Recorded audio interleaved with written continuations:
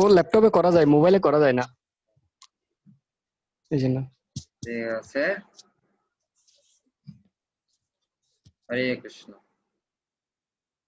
তো আমরা ধারাবাহিকভাবে আলোচনা করেছিলাম আদর্শ গৃহস্থ জীবন নিয়ে। আর আদর্শ গৃহস্থ জীবন নিয়ে বলছেন, কে বলছেন? নারদ মুনি। নারদ মুনি কাকে বলছেন? যুধিষ্ঠির মহারাজ। যুধিষ্ঠির মহারাজকে। আর যুধিষ্ঠির মহারাজকে, যুধিষ্ঠির মহারাজ হচ্ছেন আদর্শ গৃহস্থ। আর নারদ মুনিকে, নারদ মুনিও হচ্ছেন একজন আদর্শ কি গুরুদেব, আদর্শ ব্রহ্মচারী, সবকিছু দিক থেকে আদর্শ। তো তিনি শিক্ষা দিচ্ছেন। এবং আমাদের গতদিনের অ্যাসাইনমেন্ট ছিল যে আদর্শ গৃহস্থ জীবনের যে সমস্ত নিয়মগুলো বর্ণনা করা হয়েছে সেগুলো ধারাবাহিকভাবে পয়েন্ট আউট করা। তো অনেক ভক্ত সেগুলো আপনার অ্যাসাইনমেন্ট দিয়েছেন, সেজন্য ধন্যবাদ।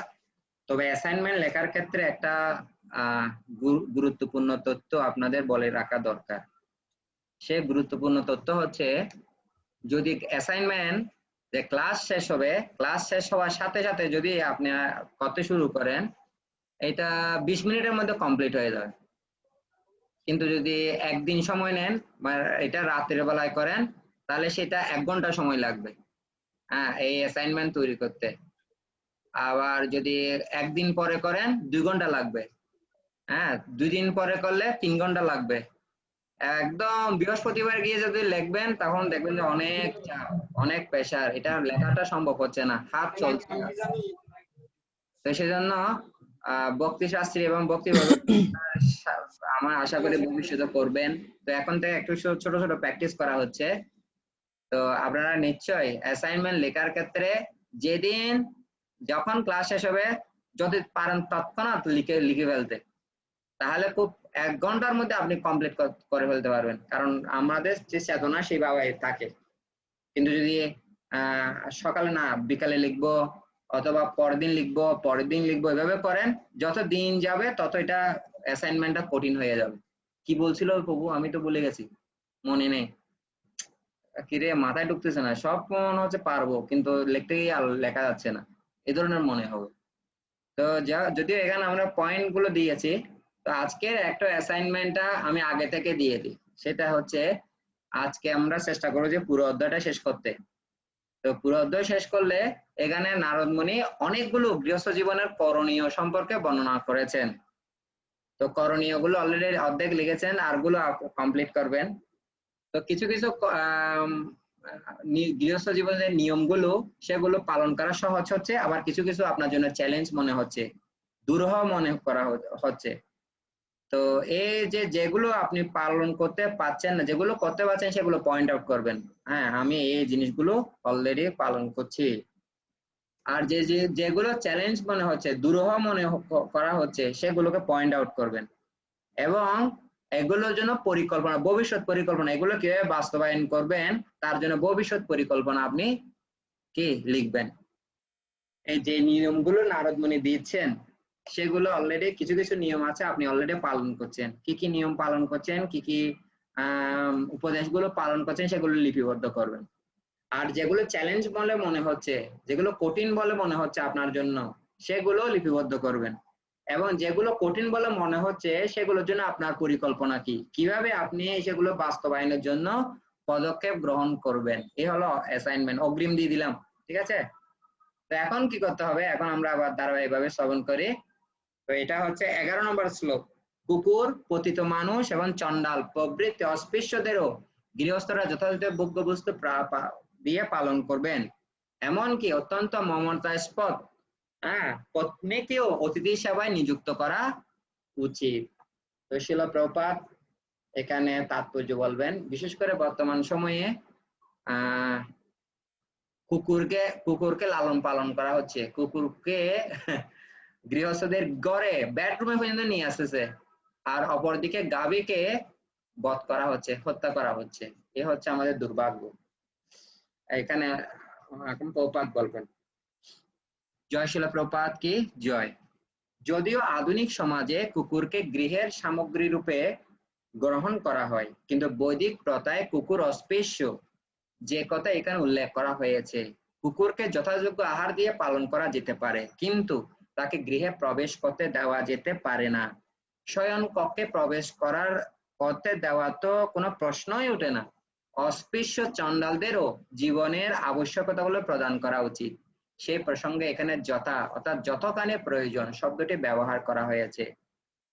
অন্ত্যজদের প্রয়োজনের অতিরিক্ত অর্থ দেওয়া উচিত নয়, কারণ তাহলে তার অপব্যবহার করবে। যেমন বর্তমান সময়ে নিম্ন শ্রেণীর মানুষদের সাধারণত প্রচুর বেতন দেওয়া হচ্ছে এবং তারা সেই অর্থ জ্ঞান অর্জনে ও জীবন উন্নতি সাধনের জন্য ব্যবহার না করে সুরাপান ইত্যাদি পাপ পুণ্য কাজে ব্যয় করছে। ভগবদ গীতায় ৪র্থ অধ্যায়ে ১৩ নম্বর শ্লোক উল্লেখ করা হয়েছে, চাতুর্বর্ণং ময়া সৃষ্ট গুণ কর্ম বিভাগশ। মানব সমাজে গুণ এবং কর্ম অনুসারে ৪টি বর্ণ বিভাগ করা আবশ্যক। সর্বনিম্ন স্তরের মানুষেরা উচ্চতর বুদ্ধিমত্তা সম্পন্ন কাজ করতে পারে না, কিন্তু যদিও গুণ এবং কর্ম অনুসারে এই শ্রেণীর মানুষেরা থাকবেই, কিন্তু এখানে নির্দেশ দেওয়া হয়েছে যে তাদের জীবনের আবশ্যকতাগুলি যেন অবশ্যই সরবরাহ করা হয়। বর্তমান যুগের সাম্যবাদীরা সকলকে জীবনের আবশ্যকতাগুলি সরবরাহ করার অনুকূলে, কিন্তু তারা কেবল মানুষদের কথা বিবেচনা করে, নিম্ন স্তরে পশুদের কথা বিবেচনা করে না। কিন্তু ভাগবতের নীতি এতই উদার যে তাতে মানুষ অথবা পশুর, সৎ অথবা অসৎ গুণ নির্বিশেষে সকলের জীবনে আবশ্যকতাগুলি সরবরাহ করার নির্দেশ দেওয়া হয়েছে। তো আমাদের এখানে শিলা প্রপাতের তাৎপর্য থেকে আমরা একটা জিনিস বুঝতে পারছি যে আমাদের কি করা উচিত। প্রথমত হচ্ছে ভবিষ্যতে হয়তো আসবে, কুকুরকে খাবার দেওয়া যেতে পারে, কিন্তু কুকুরকে বেডরুম পর্যন্ত নয়, বেডরুম পর্যন্ত আনা যায় না। তো আমাদের ভক্তরা সেই বিষয়ে অবশ্যই কি হবে, সচেতন হবে। আমাদের যারা গৃহস্থ ভক্ত তারা হাঁস মুরগি লালন পালন করতে হবে, এগুলোর আবশ্যকতা নেই। মুরগির ফার্ম করতে হবে, এগুলোর আবশ্যকতা নেই। তো আমাদের বুঝতে হবে কুকুর অস্পৃশ্য, বা তাদেরকে খাবার দেওয়া যেতে পারে, কিন্তু ঘরের ভিতরে নয়। আর একটা বিষয় এখানে বলা হচ্ছে, যখন যারা নিম্ন স্তরের মানুষ তারা যদি কোনো অতিরিক্ত টাকা পায়, বেতন পায়, তখন সেই টাকা কি করে, তারা সেই টাকা নাইট ক্লাব, তারপর সুরাপানে, সে হোটেলে বিভিন্ন ভাবে অপব্যবহার করে।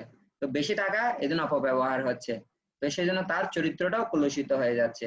তো সেজন্য এখানে যে আদর্শ গৃহস্থদের একটা বর্ণনা দেওয়া হয়েছে, অত্যন্ত নিম্ন কুকুর, পতিত মানুষ, চণ্ডালদেরও খাবার যথাযোগ্য যা দরকার তার দেওয়ার জন্য বলা হচ্ছে। তার এখানে আরেকটা বিষয় প্রপাত উল্লেখ করেছেন, সেটা হচ্ছে অত্যন্ত গুরুত্বপূর্ণ। এখানে বলা হয় অতিথি সেবায় স্ত্রীকে নিয়োজিত করার আদর্শটির উদ্দেশ্য হচ্ছে স্ত্রীর প্রতি অত্যাধিক আসক্তি ধীরে ধীরে ত্যাগ করা, কারণ এই আসক্তির ফলে মানুষ পত্নীকে তার অর্ধাঙ্গিনী অথবা নিজের থেকে অভিন্ন বলে মনে করে। পূর্বে বলা হয়েছে যে প্রভুত্ব করার বাসনা, এমনকি নিজের পরিবারের উপর প্রভুত্ব করার বাসনা পরিত্যাগ করা কর্তব্য। জাগতিক জীবনের স্বপ্নই সংসার চক্রে বন্ধনের কারণ, এবং তাই সেই স্বপ্ন পরিত্যাগ করা কর্তব্য। তার ফলে মনুষ্য জীবনের পত্নীর প্রতি আসক্তিও ত্যাগ করা উচিত, তা এখানে ইঙ্গিত করা হয়েছে। তো আমি বিশেষ করে আমি দেখেছি অনেক গৃহস্থ ভক্ত বর্তমান সময়ে জুমের এই করোনাকালীন সংকটকালীন সময়েও আমাদের পরমারাধ্য গুরু মহারাজ ছিল জয়প্রতাপ গোস্বামী গুরু মহারাজ 7:30 থেকে 8:30 প্রতিদিন ক্লাস দেন। তো সেখানে আমি অনেক ভক্তকে দেখি, গৃহস্থ পরিবার, তারা গুরু মহারাজকে ক্লাসের শেষে ফুল প্রসাদ বিভিন্ন ভগবানকে নিবেদন করে গুরু মহারাজকে অফার করেন। তো বিশেষ করে বিভিন্ন ধরনের আইটেম, পাস্তা, চাউমিন, সিঙ্গারা, বিভিন্ন আইটেম, কারণ এগুলো বানাতে সময় লাগে। আর আমাদের মায়েরা যখন সেগুলো বানানোর জন্য তাদের চেতনা থাকে যে আমি এটা আমার গুরু মহারাজকে নিবেদন করব, তখন তাদের ওই যে ব্যস্ততাটা, যে যতটুকু বানাচ্ছে, যতটুকু সময় ব্যয় হচ্ছে, পুরো কৃষ্ণ কনসাসনেস হয়ে যাচ্ছে। তো সেজন্য এখানে নারদ মুনি আরেকটা যে বিশেষ বৈশিষ্ট্য কথা বলা হয়েছে, সেটা বলা হচ্ছে এমন অত্যন্ত মমতাস্পদ পত্নীকেও অতিথি সেবায় নিযুক্ত করা উচিত। তো এটা খুব ইম্পর্টেন্ট, গুরুত্বপূর্ণ। অনেক সময় আমাদের একটা প্রভুত্ব করার বাসনা আমাদের স্বাভাবিকভাবে থাকে, হয়তো শিলা প্রভুপাদ এটা পরবর্তী সময়ে বলবে। প্রভুত্ব করার বাসনা মানে আমরা চাই এই জগতের উপর আধিপত্য করতে, কিন্তু অন্ততপক্ষে জগতের উপর আধিপত্য করতে না পারলেও অন্ততপক্ষে চাই যে একটা ফ্যামিলির উপর, একটা পরিবারের কর্তা হতে। তো সেখানে আমার স্বামী, আমার স্ত্রী, আমার কি সন্তান, তারা আমার কথা মতো চলবে, আমার অর্ডার মতো আমি যেভাবে চাই সেভাবে তারা সাপ্লাই দিতে বাধ্য। এই ধরনের অনেক সময় আমাদের একটা ভিতরের ভাব তৈরি হয়। তো এই ভাবটা কখন চলে যাবে, যদি গৃহে, বিশেষ করে গৃহস্থদের আরেকটা কর্তব্য হচ্ছে গৃহে ভক্তদের, বৈষ্ণবদের নিমন্ত্রণ করা, তাদেরকে প্রসাদ ভোজন করা। কারণ এগুলো করতে গেলে তো নিশ্চয়ই একটা পরিশ্রম করতে হয়, বাজার করতে হবে, রান্না করতে হবে, হ্যাঁ, এবং এভাবে ব্যবহার করার মাধ্যমে, হ্যাঁ, তখন কি হবে, তখন যে এখানে দেখেন কে নিজের পরিবারের প্রভুত্ব বাসনা পরিত্যাগ করা কর্তব্য, তখন এই প্রভুত্ব করার বাসনাটা আস্তে আস্তে পরিত্যাগ হবে। আসলে গৃহে স্বামী, স্ত্রী, পুত্র যারা আছে তাদেরকে আমরা সদা স্বাভাবিকভাবে সচরাচর ভাবে বৈষ্ণব বলে মনে করা অনেক কঠিন আছে। কারণ নিত্য থাকতে থাকতে প্রতিদিন যে আচার ব্যবহার গুলো করছি, তখন বৈষ্ণব হিসেবে আমরা অনেক সময় মানতে পারি না। একটা আছে, একটা প্রবাদ আছে, যখন দাঁত, হ্যাঁ, দাঁত থাকে তখন দাঁতের মর্যাদা বোঝা যায় না, যখন মানুষ দাঁত পড়ে যায় তখন কি করে, হ্যাঁ, তখন দাঁত, নকল দাঁত নিয়ে অনেক কি করে, হ্যাঁ, পরিষ্কার করে, প্রতিদিন একটা টাইম রাখে যে দাঁতগুলো পরিষ্কার করতে হবে। তো সেজন্য আমাদের সনাতন ধর্মে, হিন্দু সমাজে মায়েরা বিশেষ করে যখন স্বামী থাকে, স্বামীকে অত রেসপেক্ট করে না, নেগলেক্ট করে, বিভিন্ন তুচ্ছ তাচ্ছিল্য, তার সূক্ষ্ম শরীরে আঘাত করে। সূক্ষ্ম শরীর মানে তার মনে ইনসাল্ট বা অপমান সূচক কথা বলে। তো প্রথমত তারা যখন স্বামী থাকে তখন ডিসরেসপেক্ট করে, আর যখন মারা যায় তখন একটা সুন্দর ছবি থাকবে, ওখানে কান্না করবে, ওনার ওখানে একটা ফুলের মালা পরাবে, স্বাভাবিকভাবে এগুলো দেখা যায়। হ্যাঁ, তো যখন মারা যায় তখন রেসপেক্ট করে, যখন উনি থাকে তখন ওনাকে রেসপেক্টটা করে না।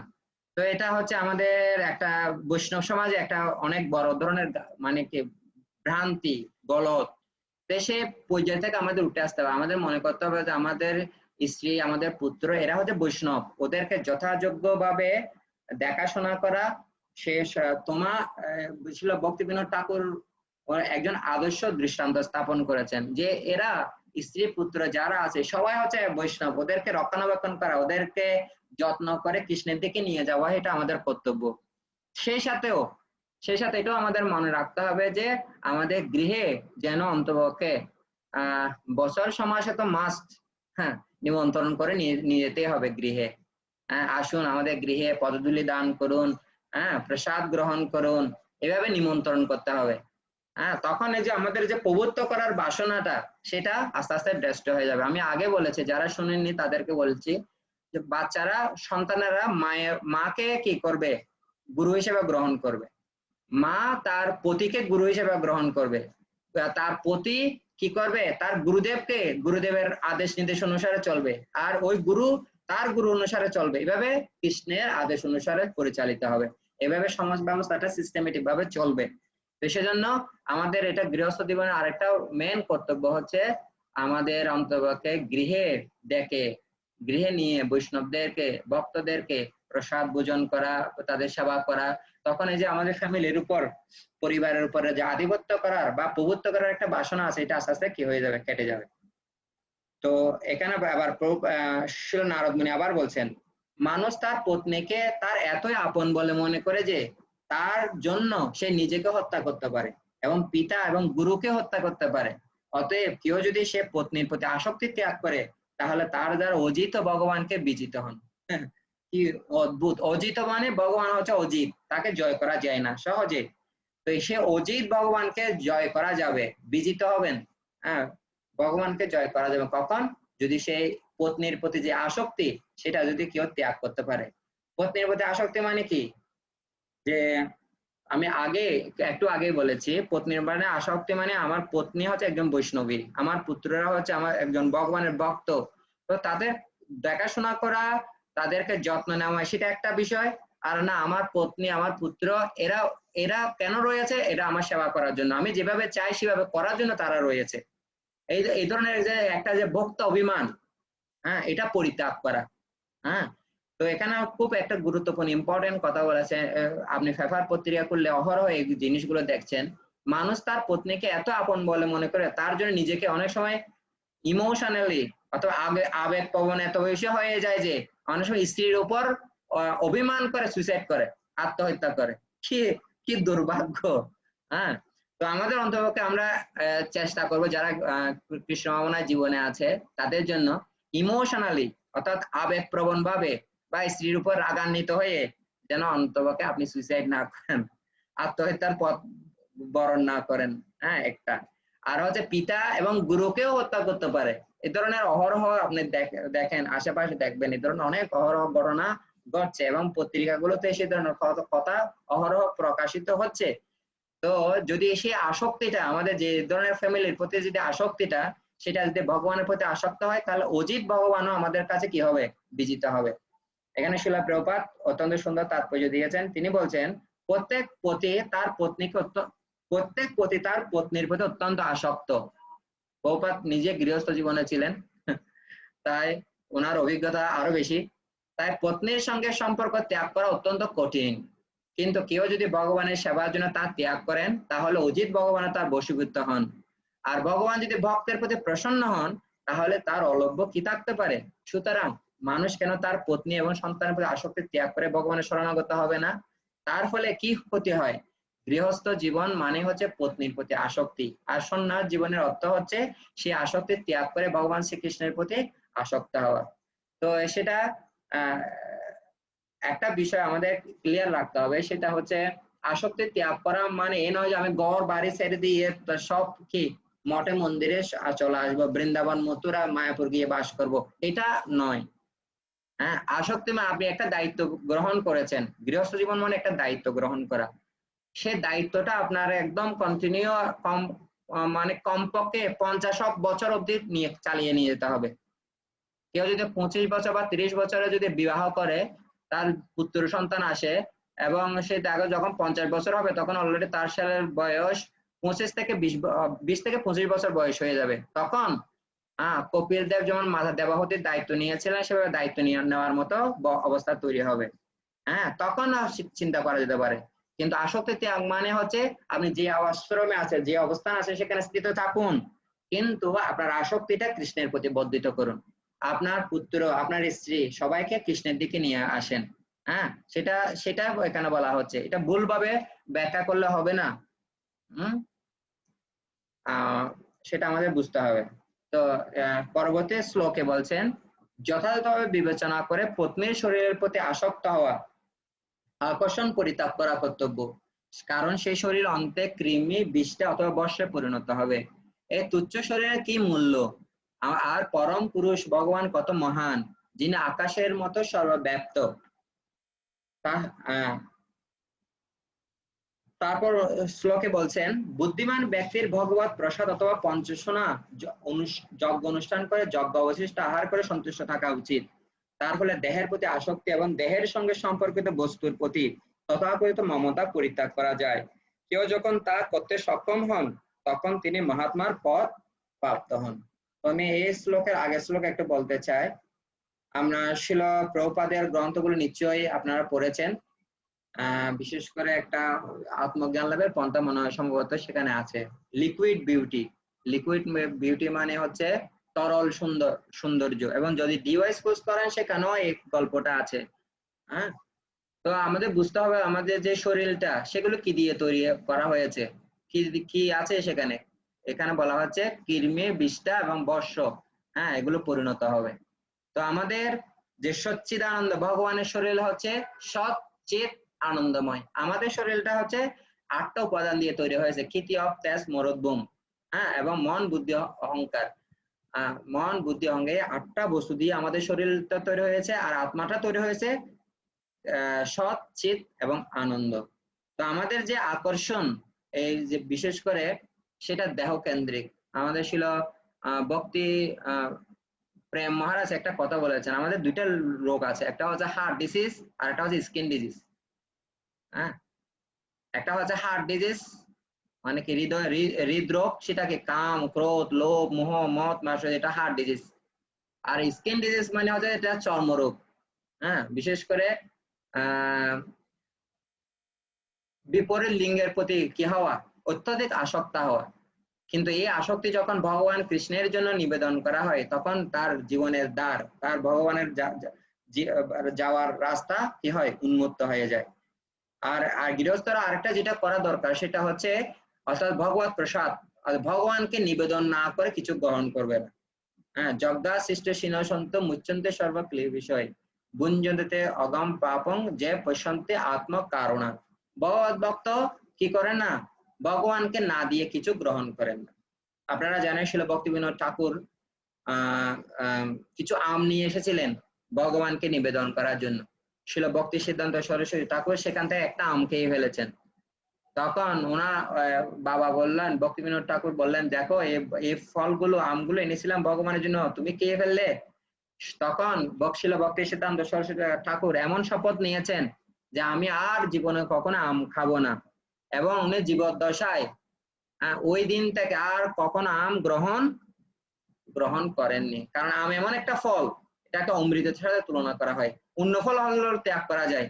আমরা অনেক সময় গয়াতে যাই মানুষ, হ্যাঁ, পিণ্ড দান করার জন্য। সেখানে কি কি ফল যেগুলো সাধারণত চলে না, খায় না, সেই ফলগুলো উৎসর্গ করে।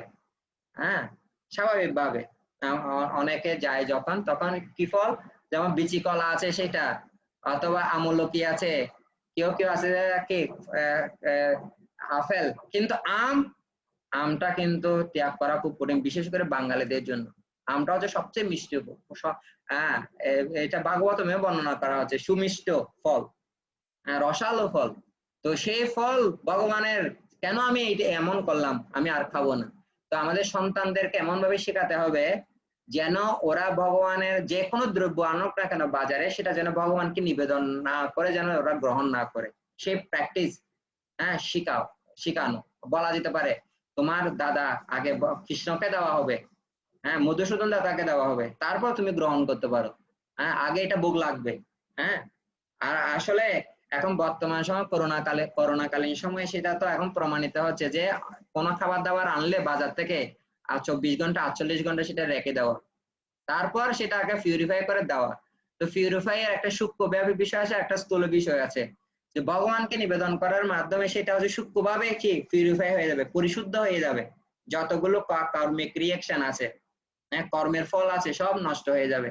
ভগবানকে নিবেদন করে তারপর গ্রহণ করা, এটা আমাদের ফ্যামিলি লাইফ গুলোতে প্র্যাকটিস করতে হবে। বিশেষ করে ভগবানকে নিবেদন করে কোনো কিছু না, অনিবেদিত দ্রব্য আমরা গ্রহণ করব না, এটা একটা ডিটারমাইন থাকা চাই। হ্যাঁ, বিশেষ করে না সকালে ভগবানকে ভোগ দেওয়া যাবে, কিন্তু রাতের বেলা ভগবানকে ভোগ দেওয়া যাবে না। কেন? ভগবান রাতের বেলা খায় না, না এমন না। আপনার গৃহের মধ্যে যে চিত্রপট আছে, যে কি বিগ্রহ আছে, তাকে অবশ্যই আপনারা যা খাবেন তা অবশ্যই নিবেদন করবেন। কৃষ্ণ গীতায় বলছেন, যৎ পরোষে যদস্নাসে যজ্জোহসে যদাসি যৎ তপস্যসে কুন্তেয় তৎপুরুষ মদর্পণম। তুমি যা খাও, যা হোম করো, যা দান করো, সব আমাকে অর্পণ করো। বাজার থেকে যা আসবে একটা জিনিসও ভগবানকে নিবেদন করা ছাড়া আমরা যেন গ্রহণ না করি, সেটা যেন ডিটারমাইন হওয়ার চাই আমাদের গৃহস্থ জীবনে। হ্যাঁ, এই দৃঢ়তাটা তো আমাদের লাগবে না। আমাদের সকালে আমরা খাবো, সাধারণত হিন্দু পরিবারগুলোতে কি করে, ওরা সাগু দেয়, একটু কলা দেয়, যাদের একটু আরো অবস্থা ভালো তারা একটু বাতাসা দেয়, হ্যাঁ, ভগবানকে। হ্যাঁ, কিন্তু অন্য সবগুলো হচ্ছে আমার, সেটা না। আমরা যারা গৃহস্থ ভক্ত, যারা 4টা নিয়ম ফলো করছি, 16 মালা জপ করছি, ইসকনে দীক্ষিত, ইসকনে দীক্ষা অনেকে নিবেন, তাদের জন্য এখন থেকে প্র্যাকটিস করতে হবে, যা কিছু আসবে সবাই সবকিছু ভগবানের লাগবে। কিন্তু আমাদের মন্দিরগুলোতে একটু ভিন্ন পর্যায়ে আছে। মনে করেন আমি বাজার থেকে যদি 1 কেজি আম নিয়ে আসি ভগবানের জন্য, আমি জানি না যে সেখান থেকে 1 টুকরো আম আমি খেতে পারবো কিনা, আমি নিশ্চিত নই। কিন্তু আপনার গৃহস্থ ভক্ত হিসাবে আপনারা অন্তপক্ষে সৌভাগ্যবান, কেননা আপনি ওইখান থেকে 1 কেজি আম থেকে একটা আম বা অর্ধেক আম আপনি খেতে পারবেন। হয়তো আমাদের মা হয়তো আপনার জন্য রেখে দিবেন। কিন্তু মন্দিরে সেটা আশা করা যায় না, কখন যে ভোক লাগাবে আর কখন যে খেয়ে তার কোনো কি নাই। কিন্তু অন্তপক্ষে এটা নিশ্চিত যে আপনি, হ্যাঁ, ভগবানের জন্য আসলে আপনার জন্য থাকবে। তো এই প্রিন্সিপালটা আমাদের জীবনে প্র্যাকটিস করতে হবে।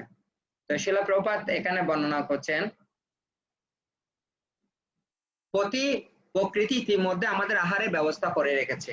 ভগবানের আদেশে 84 লক্ষ যোনির প্রতিটি জীবের জন্য আহারের সমস্ত ব্যবস্থা করা হয়েছে।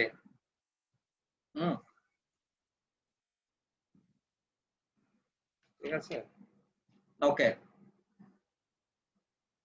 এক ও বহুনাম যো বিদুদাতি কামান, প্রতিটি জীবকে আহার করতে হয় এবং প্রকৃতপক্ষে জীবনের আবশ্যকতা হলো ভগবান ইতিমধ্যে আয়োজন করে রেখেছে। হাতি এবং পিঁপড়া উভয়ের জন্য ভগবান আহারের ব্যবস্থা করে রেখেছেন। ভগবানের কৃপার প্রভাবে প্রতিটি জীব জীবন ধারণ করছে। তাই বুদ্ধিমান মানুষের জড় সুখ স্বাচ্ছন্দ্যের জন্য কঠোর পরিশ্রম করা উচিত নয়। পক্ষান্তরে কৃষ্ণ ভক্তিতে উন্নতি সাধনের জন্য তার শক্তির সদ্ব্যবহার করা উচিত। আকাশে, বায়ুতে, মাটিতে অথবা এবং জলে উৎপন্ন সমস্ত বস্তুই ভগবানের এবং ভগবান প্রতিটি জীবের আহারের ব্যবস্থা করেছেন। তাই অর্থনৈতিক উন্নতি সাধনের জন্য উৎকণ্ঠিত হয়ে সংসার চক্রে পুনরায় অধপতিত হওয়ার ঝুঁকি নিয়ে অনর্থক সময় এবং শক্তির অপচয় করা উচিত নয়। এখানে আবারও বলছে, সময় এবং শক্তির অপচয় করা কোনো মতে বুদ্ধিমানের কাজ হবে না। তো যথাযথভাবে বিবেচনা করে পত্নী শরীরের প্রতি আকর্ষণ পরিত্যাগ করা কর্তব্য, কারণ সেই শরীর অন্তে কৃমি বিষ্ঠা বর্ষে পরিণত হবে। তা এই তুচ্ছ শরীরের কি মূল্য? পরম পুরুষ ভগবান কত মহান, যিনি আকাশের মতো সর্বব্যাপ্ত। এখানে সেই বিষয়ের উপর জোর দেওয়া হয়েছে। মানুষের কর্তব্য পত্নীর প্রতি আসক্তি পরিত্যাগ করা, অর্থাৎ মৈথুন আসক্তি পরিত্যাগ করা। যিনি বুদ্ধিমান তিনি তার পত্নীর দেহকে একটি জড় পদার্থের পিণ্ডের অতিরিক্ত কিছু বলে মনে করেন না, যা অন্তে কৃমি বিষ্ঠা অথবা বর্ষে পরিণত হবে। বিভিন্ন সমাজে বিভিন্নভাবে মানুষের অন্ত্যেষ্টিক্রিয়া সম্পাদন করা হয়। কোনো সমাজে দেহটি শকুনদের খেতে দেওয়া হয়, তাই দেহটি অন্তে শকুনের বিষ্ঠায় পরিণত হয়। কখনো দেহটি ফেলে দেওয়া হয় এবং সেই ক্ষেত্রে দেহটি কৃমি কীটদের দ্বারা ভক্ত হয়। কোন সমাজে মৃত্যুর পর দেহটি পুড়িয়ে ফেলা হয় এবং সেক্ষেত্রে তা বর্ষে পরিণত হয়। প্রত্যেক অবস্থাতে কেউ যদি বুদ্ধিমত্তা সহকারে দেহের উপাদান এবং তার অতীত আত্মার কথা বিবেচনা করেন, তাহলে তিনি বুঝতে পারবেন যে দেহটি প্রকৃতপক্ষে কোনো মূল্য নেই। অন্তবন্তই ইমে দেহা নিত্য অসক্ত শরীরেণ, যে কোনো মুহূর্তে এই শরীরের বিনাশ হতে পারে, কিন্তু আত্মা নিত্য। কেউ যদি দেহের প্রতি আসক্তি পরিত্যাগ করে আত্মার প্রতি আসক্তি বৃদ্ধি করে, তাহলে তার জীবন সার্থক হয়। এটি কেবল বিচার করার বিষয়। বুদ্ধিমান ব্যক্তি ভগবত প্রসাদ পঞ্চশন আচ্ছা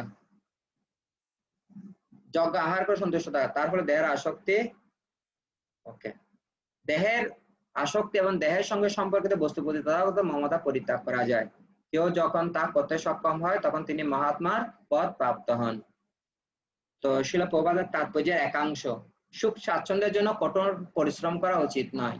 পক্ষান্তরে কৃষ্ণ ভক্তির উন্নতি সাধনের জন্য তার শক্তির সদ্ব্যবহার করা উচিত। আকাশে, বায়ুতে, মাটিতে, জলে উৎপন্ন সমস্ত বস্তু ভগবানের, যেটা বলা হয়েছে। প্রতিদিন সকলের হৃদয়ে বিরাজমান পরম পুরুষের আরাধনা করা উচিত এবং তার ভিত্তিতে পৃথকভাবে দেবতাদের, ঋষিদের, মানুষদের, জীবদের, পিতৃদের এবং নিজের আত্মাকে পূজা করা কর্তব্য। এভাবে সকলের হৃদয়ে বিরাজমান পরম পুরুষকে পূজা করা যায়। তো এখানে যেটা বলা হচ্ছে যেন আমাদের ভগবানের আরাধনা যেন করতে থাকা হয়। পরম পুরুষ মানে সে পরমাত্মা, ভগবানের কথা বর্ণনা করা হচ্ছে। তার ভিত্তিতে দেবতা, ভিত্তি থাকবে ভগবান, তার ভিত্তিতে দেবতা, ঋষি, মানুষ এবং জীবদের, পিতৃদের সেভাবে আরাধনা করা। যখন মানুষ ধন এবং জ্ঞানে সমৃদ্ধ হয়, তখন তার কর্তব্য শাস্ত্র বিধি অনুসারে অগ্নিহোত্র আদি যজ্ঞ অনুষ্ঠান করে ভগবানের প্রসন্নতা বিধান করা। এভাবে ভগবানের আরাধনা করা উচিত। কখন? যখন ধন হবে এবং জ্ঞান হবে। তারপর যারা বিদ্যান এবং ধনবান, তাদের সে বিদ্যা, ধন, সংকীর্তন আন্দোলন বা হরে কৃষ্ণ আন্দোলন, কৃষ্ণ ভাবনা আন্দোলনে সাহায্য করার মাধ্যমে ভগবানের সন্তুষ্টি বিধানের জন্য ব্যবহার করা অবশ্য কর্তব্য। সমস্ত শিক্ষিত এবং ধনী ব্যক্তিদের এই আন্দোলনে যোগদান করা উচিত, কারণ ধন এবং বিদ্যা ভগবানের সেবায় নিয়োগ করার মাধ্যমে সার্থক হয়। ধন এবং বিদ্যা যদি ভগবানের সেবায় প্রয়োগ না করা হয়, তাহলে সে মূল্যবান সম্পদ দুটি মায়ার সেবায় যুক্ত হতে বাধ্য। তথাকথিত বৈজ্ঞানিক, দার্শনিক এবং কবিদের শিক্ষা এখন মায়ার সেবায় নিযুক্ত হচ্ছে। এবং ধনীদের ধন ও মায়ার সেবায় ব্যয় করা হচ্ছে। এই মায়ার সেবায় ফলে সারা সারা জগৎ জুড়ে এক ভয়ঙ্কর পরিস্থিতির সৃষ্টি হয়েছে। তাই ধনবান এবং বিদ্বান মানুষদের কর্তব্য তার জ্ঞান এবং ঐশ্বর্য ভগবানের সন্তুষ্টি বিধানের জন্য উৎসর্গ করে এই সংকীর্তন আন্দোলনে যোগদান করা। যজ্ঞই সংকীর্তনয় প্রায়ই যজন্তিহি সুমেধস। তো এখানে খুব ইম্পর্টেন্ট দুইটা কথা বলছে যে বিদ্যা এবং ধন সেটা কি জন্য ব্যবহার করা, কৃষ্ণ ভাবনামৃত আন্দোলন প্রসারিত করার জন্য। তো আমাদের বুঝতে হবে আমরা যারা গৃহস্থ ভক্ত আছে তাদের কর্তব্য হচ্ছে অন্তপক্ষে আশেপাশে যারা ভক্ত আছে একটা মিনিমাম সপ্তাহে একটা ক্লাস চালু করা, যত তাড়াতাড়ি সম্ভব এটা যদি করতে পারেন আপনার জন্য খুব মঙ্গল হবে। আশেপাশে দেখেন 2-4-5 জন একটা, কারণ বর্তমান সময়ে আপনি যদি একটু প্রসাদের ব্যবস্থা করেন অল্প, আর সেখানে যদি নিয়মিত যদি কোনো ক্লাসের ব্যবস্থা করেন দেখবেন 2-4-5 জন 10 জন আশেপাশের লোক সমবেত হবে। হ্যাঁ, তাদেরকে ইনভাইট করুন, আসুন এখানে একটা গীতা শ্লোক করলেন, একটু কীর্তন করলেন, একটা গীতা শ্লোক তাৎপর্য করলেন, এবং একটু আলোচনা করলেন, তারপর একটু প্রসাদ দিলেন, ব্যাস শেষ। এভাবে আপনার দেখবেন যে একটা পরিবেশটা একটা দিব্য পরিবেশ তৈরি হবে। হ্যাঁ, স্বাভাবিকভাবে আপনি যদি ভক্তি চর্চা করেন কিন্তু সেটা যদি বিতরণ না করেন তাহলে সেই আপনার যে ভক্তি ধনটা সেটাও সঞ্চিত থাকবে কিনা সন্দেহ রয়েছে। তো আমি একটা অ্যানালজি, একটা উপমা আমার মনে পড়ছে, সেটা হচ্ছে আদর্শ যারা কৃষক তারা কি করে, তারা তাদের যে ধানের বীজ আছে, আদর্শ বীজ আছে, সেই বীজগুলো আশেপাশে যারা চাষি আছে তাদেরকেও বিতরণ করে। আপনি এই নিন, বীজ নিন, এগুলো নিয়ে আপনি কি করেন, ধান রোপণ করেন। তো কেন? কারণ আপনি হয়তো সলিড ভাবে ধান রোপণ করছেন কিন্তু আশেপাশের যারা আছে অন্যান্য চাষি আছে ওরা যদি সঠিক বীজ না পায়, তারা যদি ভেজাল বীজ পায়, ভেজাল বীজ বপন করার মাধ্যমে ওইখানকার ভেজাল জিনিসও আপনার ভিতরে কি আপনার ক্ষেতের মধ্যে প্রবেশ করবে। কিন্তু যদি আপনি সলিড জিনিস আপনি মানে কি আপনি সলিড বীজ ব্যবহার করছেন, সাথে সাথে অন্যদেরকেও সেটা দিচ্ছেন, তখন কি হবে, ভেজাল আপনার মানে খেতে আসার সম্ভাবনা নেই। সেভাবে আমরা কৃষ্ণ ভক্তি খুব ভালোভাবে করছি, কিন্তু যদি এগুলো বিতরণ না করেন, আমি ডিস্ট্রিবিউট না করি, তাহলে ভেজাল কিন্তু এসে যাবে আমার ঘরে। হ্যাঁ, আমি যদি কৃষ্ণ ভাবনা বিতরণ না করি, তাদের যে কলির যে সমস্ত উপদ্রব গুলো সেগুলো অলরেডি কে প্রবেশ করবে আমাদের ভিতরে, হয়তো পাড়া প্রতিবেশী ঝগড়াটে হয়ে যাবে বা অ্যান্টি হয়ে যাবে, বিভিন্ন ভাবে আপনাকে কি উপদ্রবের সৃষ্টি করবে। কিন্তু যদি আপনি পজিটিভ আপনার যদি কৃষ্ণ ভাবনা প্রসার করেন, ওরা দেওয়া কিছু বলার থাকলো কঠিন লাগলো, যেহেতু আপনি প্রসাদ খাওয়ান, যেহেতু আপনি গীতা ভাগবত বলেন, সাধু, এই জন্য আপনার প্রতি শত্রুতা করবে না। হ্যাঁ, তো সেটা আমাদের সবচেয়ে উন্নত ব্যবস্থা হচ্ছে যে আমরা আশেপাশের লোককে কৃষ্ণ ভাবনাও কি করা, প্রদান করা, অন্তত 2-4টা ফ্যামিলি। হ্যাঁ, এইভাবে আস্তে আস্তে ধীরে ধীরে ধীরে ধীরে কি হবে, প্রসারিত হবে। ধন এবং জ্ঞান, ভগবান কৃষ্ণ শ্রীকৃষ্ণ সমস্ত যজ্ঞের বক্তা, এটা গীতাতে বলা আছে, বক্তারণ যজ্ঞ তপসাং সর্বলোক মহেশ্বরম। ভগবান যদিও যজ্ঞ অগ্নিতে নিবেদিত আহুতি বক্ষণ করেন, তবু হে রাজন অন্ন এবং ঘি দিয়ে তৈরি সুস্বাদু আহার যখন যোগ্য ব্রাহ্মণের মুখের মাধ্যমে নিবেদন করা হয় তখন তিনি অধিক প্রসন্ন হন। তো বিশেষ করে এখানে আরেকটা বলা হচ্ছে, সমস্ত যজ্ঞের বক্তা হচ্ছে ভগবান, তো সবকিছু ভগবানকে দেওয়া উচিত। তো এটা পয়েন্ট হচ্ছে, যদি যজ্ঞ অগ্নিতে নিবেদিত আহার ভক্ষণ করেন, তবুও অন্ন ঘি সুস্বাদু আহার যেগুলো যদি ব্রাহ্মণ, কারণ ভগবান আহার গ্রহণ করেন ব্রাহ্মণের মুখ দিয়ে, হ্যাঁ, ব্রাহ্মণ এবং বৈষ্ণবের মুখ দিয়ে। তো গৃহস্থ ভক্তদের প্রধান এবং অন্যতম সেবা হচ্ছে বৈষ্ণবদের, ব্রাহ্মণদেরকে সেবা করা। হ্যাঁ, শিল প্রপাত তাৎপর্য বলছেন, সকলের কর্তব্যে সংকীর্তন আন্দোলনে যোগদান করা এবং এই আন্দোলন অগ্নিতে তার জ্ঞান ধন আহুতি দেওয়া। আমাদের সংকীর্তন আন্দোলনে, হরেকৃষ্ণ আন্দোলনে আমাদের ভগবানের প্রচুর পরিমাণে ভোগ নিবেদন করি, তারপর সেই প্রসাদ ব্রাহ্মণ বৈষ্ণব তারপর জনসাধারণকে বিতরণ করি। কৃষ্ণ প্রসাদ প্রথমে ব্রাহ্মণ এবং বৈষ্ণবের নিবেদন করা হয়, এবং তারপর ব্রাহ্মণ বৈষ্ণবদের প্রসাদ জনসাধারণকে বিতরণ করা হয়। এই প্রকার যজ্ঞ, হরে কৃষ্ণ মহামন্ত্র কীর্তন এবং প্রসাদ বিতরণ যজ্ঞ এবং বিষ্ণুর আনন্দ বিধানের জন্য যজ্ঞ এর সর্বশ্রেষ্ঠ পূর্ণ এবং প্রামাণিক বিধি।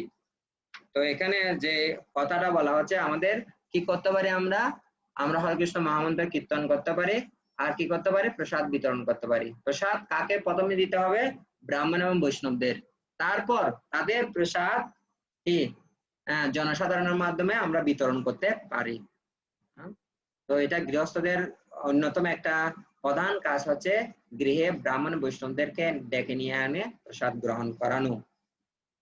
সুতরাং হে রাজন,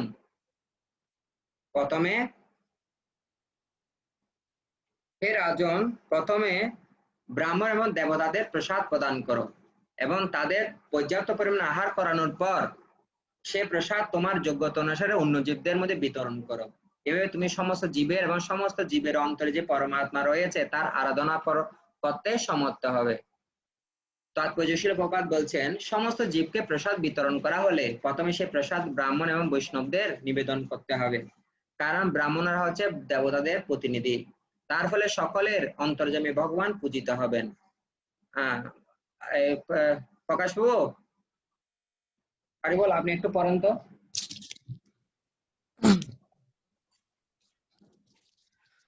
সমস্ত জীবকে প্রসাদ বিতরণ করতে হলে প্রথমে সে প্রসাদ ব্রাহ্মণ এবং বৈষ্ণবের নিবেদন করতে হবে, কারণ ব্রাহ্মণরা হচ্ছেন দেবতাদের প্রতিনিধি। তার ফলে সকলের অন্তর্যামী ভগবান পূজিত হবেন। এটি প্রসাদ নিবেদন করার রীতি। যখন এই প্রসাদ বিতরণের মহোৎসব হয়, সেই প্রসাদ প্রথমে ব্রাহ্মণদের, তারপর শিশুদের ও বৃদ্ধদের, তারপর জনসাধারণকে ও স্ত্রীলোকদের এবং তারপর কুকুর ও অন্যান্য গৃহপালিত পশুদের বিতরণ করতে হয়।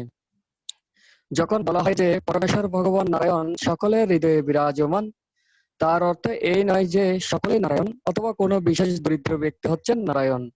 এই প্রকার অপসিদ্ধান্ত এখানে বর্জিত হয়েছে। তো এখানে আমাদের ভারতবর্ষে বা বাংলাদেশে একটা জিনিস প্রচলিত রয়েছে, দরিদ্র নারায়ণ। হ্যাঁ, আমি এখন অনেক ধনী হয়ে গেছি, নারায়ণ দরিদ্র হয়ে গেছে, অতএব আমি এখন নারায়ণকে কি করছি, ভোগ নিবেদন করছি দরিদ্র মানুষকে খাওয়ানোর মাধ্যমে। এবং কিছু কিছু মহাপুরুষ এই ধরনের কথা বলে, তখন আমরা আসলে বিভ্রান্ত হয়ে পড়ি। তো এখানে একটা সিস্টেম দেওয়া হয়েছে, দেখেন, প্রথমে প্রসাদ নিবেদন করতে হবে কাকে, ব্রাহ্মণ এবং বৈষ্ণবদেরকে। হ্যাঁ, প্রসাদ প্রথমে ব্রাহ্মণদের, তারপর শিশুদের, তারপর বৃদ্ধদের, শিশু ও বৃদ্ধদের, তারপর জনসাধারণকে, তারপর স্ত্রীলোকদের, তারপর কুকুর বা অন্যান্য গৃহপালিত পশুদের বিতরণ করা হয়। হ্যাঁ, এটা এর পদ্ধতি, প্রসেস। সাধারণ মানুষের বিতরণ করা আর ব্রাহ্মণ বা বৈষ্ণবকে নিবেদন করা একই না। হ্যাঁ, বিশেষ করে ব্রাহ্মণ বৈষ্ণব এরা কারা, কেন ওরা বিশেষ? ঠিক আছে, রাজ্যের মধ্যে যে প্রজা আর রাজার যে ছেলে, দুইটা যদিও প্রজা, কিন্তু রাজার ছেলের একটা বিশেষ কি আছে, রাজার ছেলের প্রতি, তার নিজের ছেলের প্রতি একটা বিশেষ একটা টান আছে। আর বৈষ্ণব ব্রাহ্মণেরা হচ্ছে ভগবান অত্যন্ত প্রিয়। হ্যাঁ, অত্যন্ত প্রিয়। যেমন আমাদের এখন বর্তমান রাষ্ট্রপ্রধান হচ্ছে শেখ হাসিনা, ওনার ছেলে যে সজীব, কি সজীব বা জয়, জয়কে উনি যেভাবে ভালোবাসেন নাগরিক হিসাবে, হ্যাঁ, আমার প্রতি আপনার প্রতি সে ভালোবাসা প্রধানমন্ত্রী রয়েছে। ঠিক আছে, একটা রাষ্ট্রপ্রধান একটা প্রজাদের প্রতি যে ভালোবাসা, সে ভালোবাসা থাকবে, কিন্তু জয়ের প্রতি যে ভালোবাসাটা, সেটা হচ্ছে সবচেয়ে বেশি, হ্যাঁ, অতুলনীয় ভালোবাসা। ঠিক তদ্রুপভাবে ভগবান বিষ্ণুর, ভগবান কৃষ্ণের অত্যন্ত নিকটতম ব্যক্তি হচ্ছে ব্রাহ্মণ এবং এই বৈষ্ণবেরা। তাদেরকে প্রথমে নিবেদন করা, জনসাধারণ নিবেদন করার মধ্যে দুটার মধ্যে অনেক কি আছে, তফাৎ আছে, অনেক পার্থক্য রয়েছে। তো সেজন্য প্রথম নিবেদন করতে হবে ব্রাহ্মণ এবং বৈষ্ণবদের, তারপর এবং শিশু এবং বৃদ্ধদের, তারপর জনসাধারণ, তারপর স্ত্রীলোকদের, তারপর কুকুর, অন্যান্য গৃহপালিত অন্যান্য পশুদের। এভাবে পদ্ধতি দেওয়া হচ্ছে। ধনবান ব্রাহ্মণ ভাদ্র মাসের কৃষ্ণপক্ষের পূর্ব পুরুষদের শ্রাদ্ধ নিবেদন করবেন। তেমনি আশ্বিন মাসের মহালয়ার সময় পূর্বপুরুষদের আত্মীয় স্বজনের উদ্দেশ্যে শ্রাদ্ধ নিবেদন করবেন। তো অনেক সময় কিছু বৈষ্ণব যখন হয়ে যায় তখন শ্রাদ্ধ এগুলো আর করে না। হ্যাঁ, গৃহস্থ ভক্তদের এই মাস্ট করতে হবে, কারণ তারা বিশেষ করে পিতৃ পিতৃপুরুষদের প্রতি, ঋষিদের প্রতি, হ্যাঁ, অনেক কি থাকে, দেবতাদের প্রতি অনেক ঋণ থাকে। হ্যাঁ, কিন্তু যদি কেউ ঐকান্তিক সকলে মুক্তিদাতা মুকুন্দের চরণ কমলে শরণাগত হয়, তখন এই সমস্ত দায়িত্বগুলো কি, হ্যাঁ, ওভাল মানে কি অতিক্রম করার সৌভাগ্য অর্জন করেন। কিন্তু তথাপিও জনসাধারণের শিক্ষার জন্য তারা কিন্তু করেন। তো সেজন্য এই শ্রাদ্ধ ভাদ্র মাসে কৃষ্ণপক্ষের পূর্বপুরুষদের উদ্দেশ্যে শ্রাদ্ধ নিবেদন করা। আশ্বিন মাসের মহালয়ার সময়, এখন কি মাস চলছে প্রকাশু? ইংলিশ তো এখন তো জানি, আশ্বিন মাস সম্ভবত। আশ্বিন মাস চলছে আশ্বিন। এখন, বিশেষ করে পুরুষোত্তম ব্রত চলছে, পুরুষোত্তম মাস চলছে। এখন যা কিছু করা হবে 1000 গুণ ফল বেশি হবে, 1000 গুণ ফল। আর আমরা মন্দিরে দেখতে পাচ্ছি প্রচুর পরিমাণে বৈষ্ণব সেবাও আসতেছে। হ্যাঁ, বস্ত্র দান, বিভিন্ন কিছু শাস্ত্র দান, বিভিন্ন কিছু দান দিচ্ছে এই সময়ে মানুষ। হ্যাঁ, তো এটা জানে অনেকে, অনেক যারা ধনবান ব্যক্তি আছে, যাদের অনেক ধন আছে, তারা এগুলো করছে। হ্যাঁ, এবার পড়েন। হ্যাঁ, মকর সংক্রান্তির দিন যখন সূর্য উত্তরায়ণে ভ্রমণ করতে শুরু করে, অথবা কর্কট সংক্রান্তির দিন যখন সূর্য দক্ষিণায়নে ভ্রমণ করতে শুরু করে, শ্রাদ্ধ অনুষ্ঠান করা উচিত।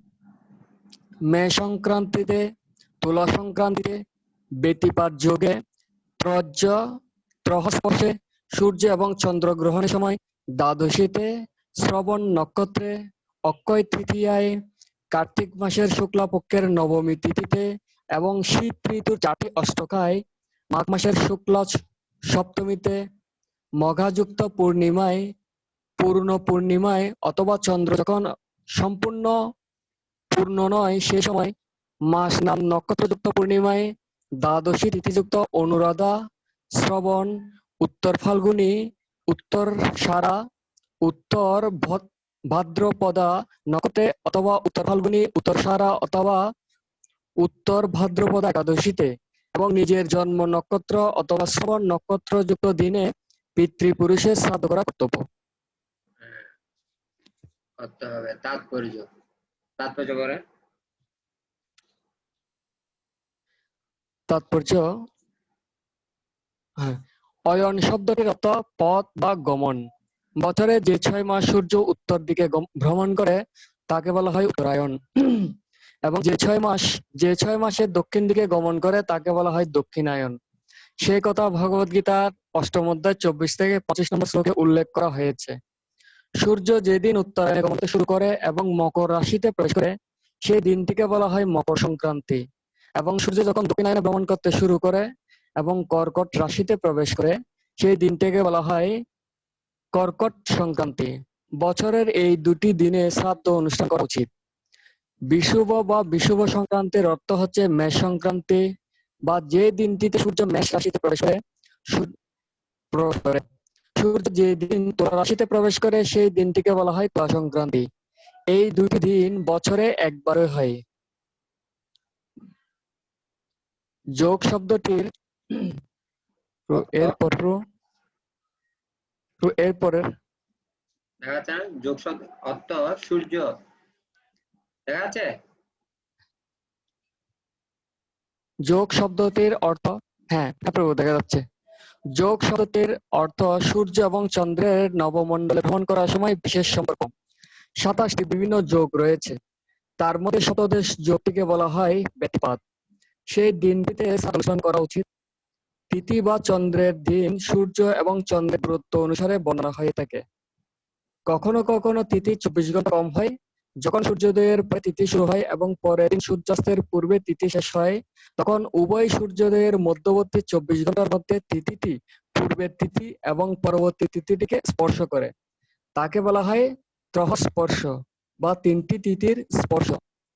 শ্রীল জীব গোস্বামী শাস্ত্র থেকে উদ্ধৃতি দিয়ে বলেছেন যে, একাদশীতে পূর্বপুরুষদের শ্রাদ্ধ অনুষ্ঠান করা উচিত নয়। যখন মৃত্যুবার্ষিকী একাদশীর দিন পড়ে, তখন শ্রাদ্ধ অনুষ্ঠান একাদশীর দিন না করে দ্বাদশীর দিন করা উচিত। ব্রহ্ম বৈবর্ত পুরাণে বলা হয়েছে, যে কুরন্তি মহিপাল শ্রাদ্ধম চ একদাসিনে ত্রয়স্তে নরকম জানতি দাতা ভুক্তা চ প্রেরকঃ।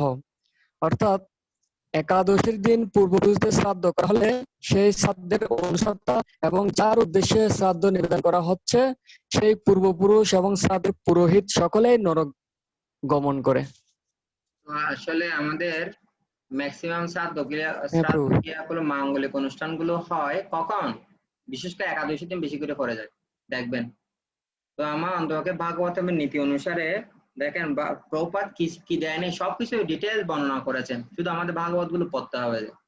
এখানে যে শ্রাদ্ধ ক্রিয়া করতে হবে কি হবে না সেই সম্পর্কে স্পষ্ট ক্লিয়ারলি দিয়েছেন এবং কখন করা যাবে। বিশেষ করে জীব গোস্বামীর করে বলা হচ্ছে যদি পিতৃপুরুষদের শ্রাদ্ধ অনুষ্ঠান যদি একাদশী তিথিতে হয় সেদিন করা যাবে না, তার পরের দিন করতে হবে। হ্যাঁ, তো ম্যাক্সিমাম এগুলো অনেক সময় আমরা আমাদের স্মার্ট ব্রাহ্মণ গুলো আছে তারা এই একাদশী তিথিতে এগুলো মানে না। হ্যাঁ, তো এগুলো আমাদের একটু দেখতে হবে, কারণ এগুলো বর্ণনা করা হচ্ছে কেন, যাতে এটা নারদ মুনি বর্ণনা করেছেন যুধিষ্ঠির মহারাজকে এবং শিলা প্রপাত এগুলো তাৎপর্য দিয়েছেন, যাতে আমাদের গৃহস্থ ভক্তরা এই নিয়ম নীতিগুলো যেন একটু অন্তপক্ষে কি করেন, হ্যাঁ পালন করেন। এই সমস্ত ঋতুর পরিবর্তনে মিথুন বাবু ডাক দিচ্ছেন। হরে কৃষ্ণ।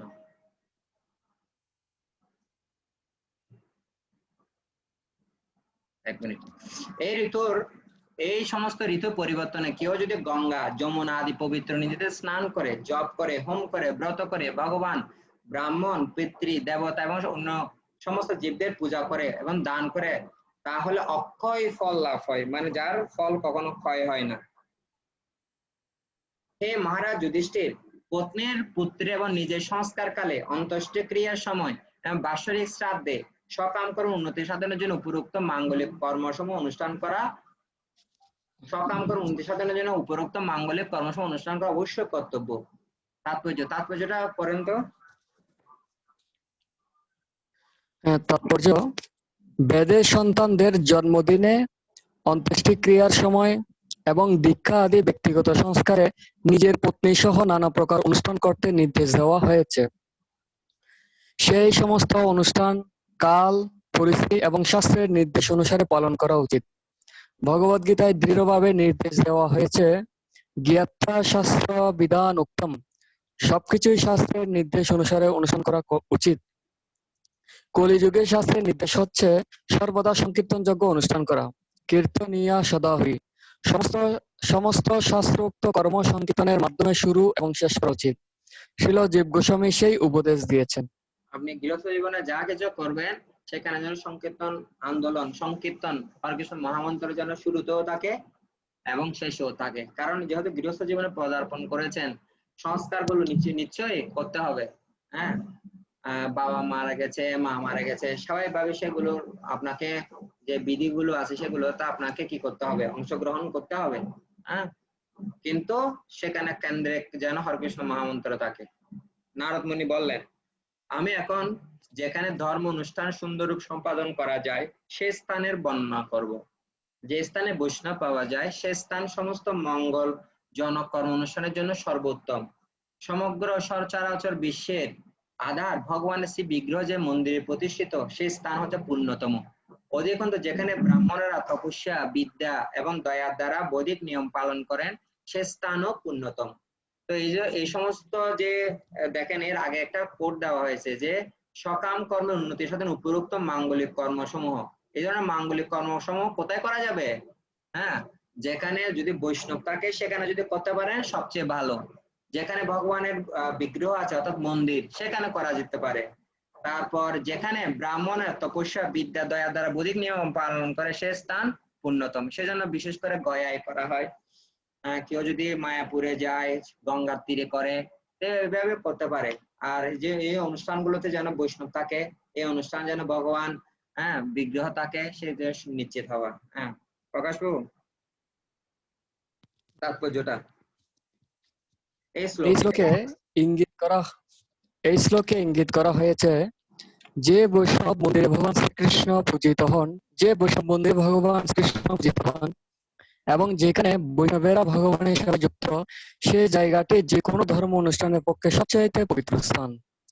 বর্তমান সময়ে বিশেষ করে বড় বড় শহরে শহরে মানুষেরা ছোট ছোট বাসগৃহে থাকে এবং তাদের পক্ষে ভগবানের শ্রী বিগ্রহ অথবা মন্দির প্রতিষ্ঠা করা সম্ভব হয় না। তাই প্রসারণশীল কৃষ্ণ ভবনামৃত আন্দোলনের দ্বারা প্রতিষ্ঠিত মঠ মন্দিরগুলি ধর্ম অনুষ্ঠানের সবচাইতে পবিত্র স্থান। যদিও সাধারণ মানুষেরা ধর্ম অনুষ্ঠানে অথবা শ্রী বিগ্রহের আরাধনায় আগ্রহী নয়, তবুও কৃষ্ণ ভবনামৃত আন্দোলন সকলকে কৃষ্ণ ভাবনাময় হয়ে পারমাত্মিক উন্নতি সাধনের সুযোগ দিচ্ছে। তো বিষয় হচ্ছে হ্যাঁ প্রভু। যে আমাদের অনেক সময় এই জন্য বাৎসরিক বা এই ধরনের ক্রিয়াকর্মগুলো আমাকে করতে হয়।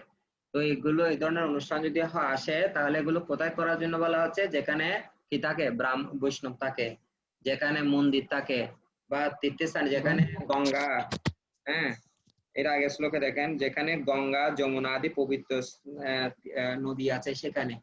তো এগুলো আমাদের মনে রাখতে হবে। যদিও আমরা আড়ম্বরতা বা মানুষকে দেখানো যে অনেক বড় বড় অনুষ্ঠান করা হয়, কিন্তু ফুল রেজাল্টটা খুব কি হয়, হ্যাঁ, খুব কম হয়ে থাকে। তো সেজন্য আমাদের লাগবে বৈষ্ণব, লাগবে ভগবানের বিগ্রহ লাগবে, বা আহ, কি কি পবিত্র স্থান, তীর্থস্থান। যদি এই ধরনের অনুষ্ঠানগুলো করা হয় পিতৃপুরুষের উদ্দেশ্যে যে ক্রিয়াগুলো, তাহলে সেটা আরো কি হয়, সুন্দর হয়। পরেন প্রভু। তাৎপর্য: অনেক নাস্তিক রয়েছে যারা মন্দিরে ভগবানের শ্রী বিগ্রহের আরাধনার বিরোধী, কিন্তু এই শ্লোকে প্রামাণিকভাবে উল্লেখ করা হয়েছে যে স্থানে ভগবানের শ্রী বিগ্রহ পূজিত হয় সেই স্থান জড়াতীত চিন্ময়। আরো বলা হয়েছে যে অরণ্য সত্য অরণ্য সত্য গুণাত্মক, এবং তাই যারা আধ্যাত্মিক জীবন অনুশীলন করতে চায় তাদের অরণ্যে যাওয়ার উপদেশ দেওয়া হয়েছে। বনম গত যৎ রিমাশ্রয়তে, কিন্তু বানরের মতো জীবন যাপন করার জন্য অরণ্যে যাওয়া উচিত নয়। বানর এবং অন্যান্য হিংস্র পশুরাও বনে বাস করে, কিন্তু যে ব্যক্তি আধ্যাত্মিক উন্নতি সাধনের জন্য বনে যান তার কর্তব্য ভগবানের শ্রীপাদ পদ্মের আশ্রয় গ্রহণ করা। বনম গত যৎ যদ্দারিম রিমাশ্রয়েত, আশ্রয়ের কেবল বনে গিয়ে সন্তুষ্ট থাকা উচিত নয়, সেখানে ভগবানের শ্রীপাদ পদ্মের আশ্রয় গ্রহণ করা কর্তব্য। এই যুগে যেহেতু আধ্যাত্মিক অনুশীলনের জন্য বনে যাওয়া সম্ভব নয়, তাই মন্দিরে ভক্তদের সঙ্গে শ্রী বিগ্রহের আরাধনা করে এবং শাস্ত্রের বিধি অনুশীলন করে বৈকুণ্ঠ পরিবেশে বাস করার নির্দেশ দেওয়া হয়েছে। বন সত্ত্বগুণাত্মক, নগর ও গ্রাম রজগুণাত্মক, এবং বেশ্যালয়, হোটেল এবং রেস্টুরেন্ট তমগুণাত্মক। কিন্তু ভগবানের মন্দির বৈকুণ্ঠ, তাই এখানে বলা হয়েছে শ্রেয়সাম পদম, তা হচ্ছে সবচাইতে পবিত্র এবং সর্বশ্রেষ্ঠ স্থান। সারা পৃথিবী জুড়ে বহু স্থানে আমরা ভক্তদের আশ্রয় করার জন্য এবং ভগবানের আরাধনা করার জন্য মঠ মন্দির স্থাপন করছি। ভক্ত ছাড়া অন্য কেউ ভগবানের অর্চা বিগ্রহ পূজা করতে পারে না। যে সমস্ত পূজারীরা ভক্তের গুরুত্ব দেয় না তারা পারমাত্মিক জীবনের সর্বনিম্ন স্তরের কনিষ্ঠ অধিকারী। সেই সম্বন্ধে শ্রীমদ্ ভাগবতমের 11 স্কন্ধের 2য় অধ্যায় 47 নম্বর শ্লোকে বলা হয়েছে, অর্চায়ামেব হরয়ে পূজাং য শ্রদ্ধেয় হতে ন তদ্ভক্তেষু চ অন্যেষু স্বভক্ত প্রাকৃতঃ স্মৃতঃ। যে ব্যক্তি অত্যন্ত শ্রদ্ধা সহকারে মন্দিরে শ্রী বিগ্রহের পূজা করে কিন্তু ভক্তদের সঙ্গে অথবা অন্যান্য মানুষদের সঙ্গে কিভাবে আচরণ করতে হয় তা জানে না, তবে এরপরে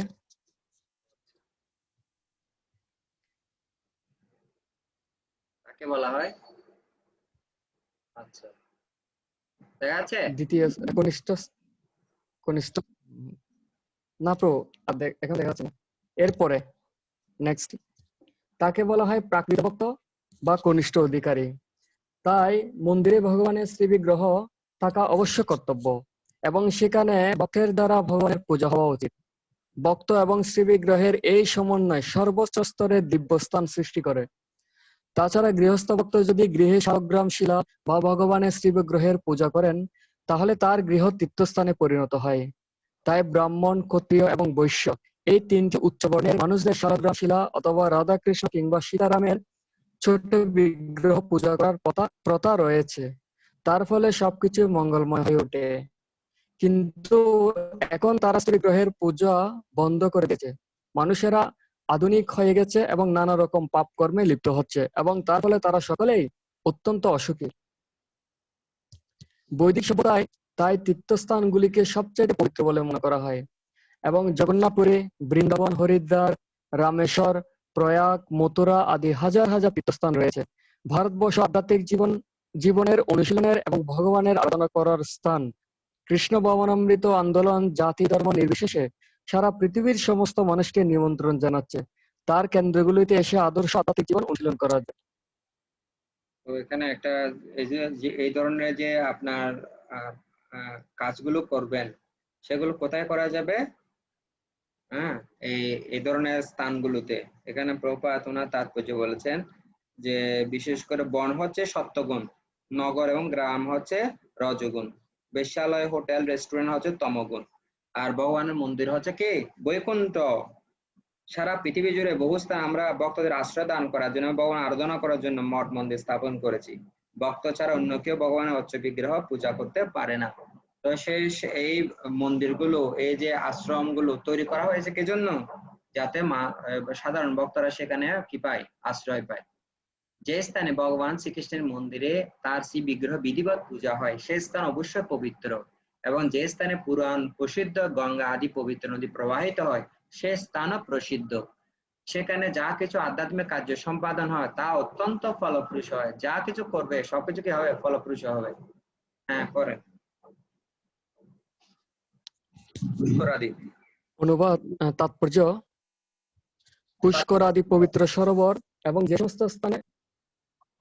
সমস্ত স্থানে মহাত্মারা বাস করেন, যেমন কুরুক্ষেত্র, গয়া, প্রয়াগ, পুলহাশ্রম, নৈমিষারণ্য, ফল্গু নদী, সেতুবন্ধ, প্রবাস, দ্বারকা, বারাণসী, মথুরা, পম্পা, বিন্দু সরোবর, বদ্রিকাশ্রম অর্থাৎ নারায়ণ আশ্রম, নন্দা নদী, এবং যে সমস্ত স্থানে শ্রীরামচন্দ্র ও সীতা দেবী আশ্রয় গ্রহণ করেছিলেন, যেমন চিত্রকেতু, মহেন্দ্র এবং মলয় আদি পর্বত, এই সমস্ত স্থান অত্যন্ত পবিত্র এবং পুণ্যতীর্থ বলে মনে করা হয়।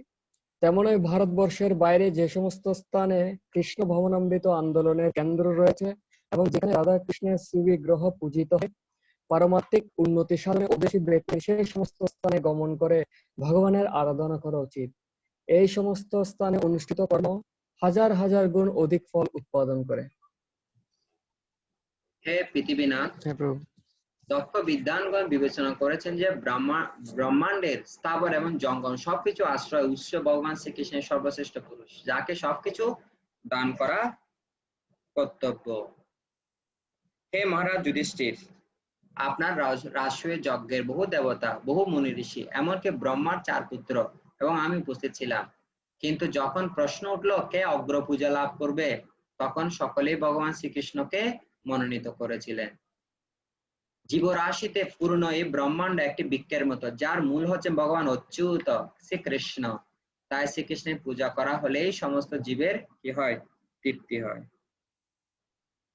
হে রাজন, ঠিক আছে, হে রাজন, ত্রেতা যুগের শুরুতে ঋষিরা যখন মানুষদের মধ্যে পরস্পরের প্রতি অশ্রদ্ধাপূর্ণ আচরণ দর্শন করলেন, তখন তারা মন্দিরে নানা উপাচারে ভগবানের শ্রী বিগ্রহ অর্চনার প্রচলন করেছিলেন। হ্যাঁ, তারপর তাৎপর্য: শ্রীমদ্ ভাগবতের দ্বাদশ স্কন্ধ 3য় অধ্যায় 12 নম্বর শ্লোকে বলা হয়েছে, কৃতে যধ্যায়ত বিষ্ণু প্রেথায়াম যজতে মক্ষয় দাপরে পরিচর্যায়াং কলয় তৎহরি কীর্তন। অর্থাৎ সত্যযুগে শ্রীকৃষ্ণ ধ্যান করে, ত্রেতা যুগে যজ্ঞ অনুষ্ঠান করে এবং দাপর যুগে ভগবানের অর্চনা করে যে ফল লাভ হয়, কলিযুগে কেবল হরে কৃষ্ণ মহামন্ত্র কীর্তনের দ্বারা সেই ফল লাভ করা যায়। সত্যযুগে প্রতিটি ব্যক্তি আধ্যাত্মিক চেতনায় অত্যন্ত উন্নত ছিলেন এবং মহান ব্যক্তিদের মধ্যে কোন রকম বিদ্বেষ ছিল না। কিন্তু ক্রমশ কালের অগ্রগতির ফলে ব্রাহ্মণ এবং বৈষ্ণবদের মধ্যে অশ্রদ্ধাপূর্ণ আচরণ শুরু হয়। প্রকৃতপক্ষে উত্তম বৈষ্ণবকে বিষ্ণুর থেকে অধিক শ্রদ্ধা করা উচিত। সেই সম্বন্ধে পদ্ম পুরাণে বলা হয়েছে, আরাধনানাম সর্বেষাং বিষ্ণুর আরাধনানাম আরাধনম পরম। সমস্ত আরাধনার মধ্যে ভগবান শ্রী বিষ্ণুর আরাধনাই সর্বশ্রেষ্ঠ। তস্মাৎ পরতরম দেবী তদীয়ানাম সমর্চনম। কিন্তু তার থেকেও শ্রেষ্ঠ হচ্ছে বৈষ্ণবদের আরাধনা করা।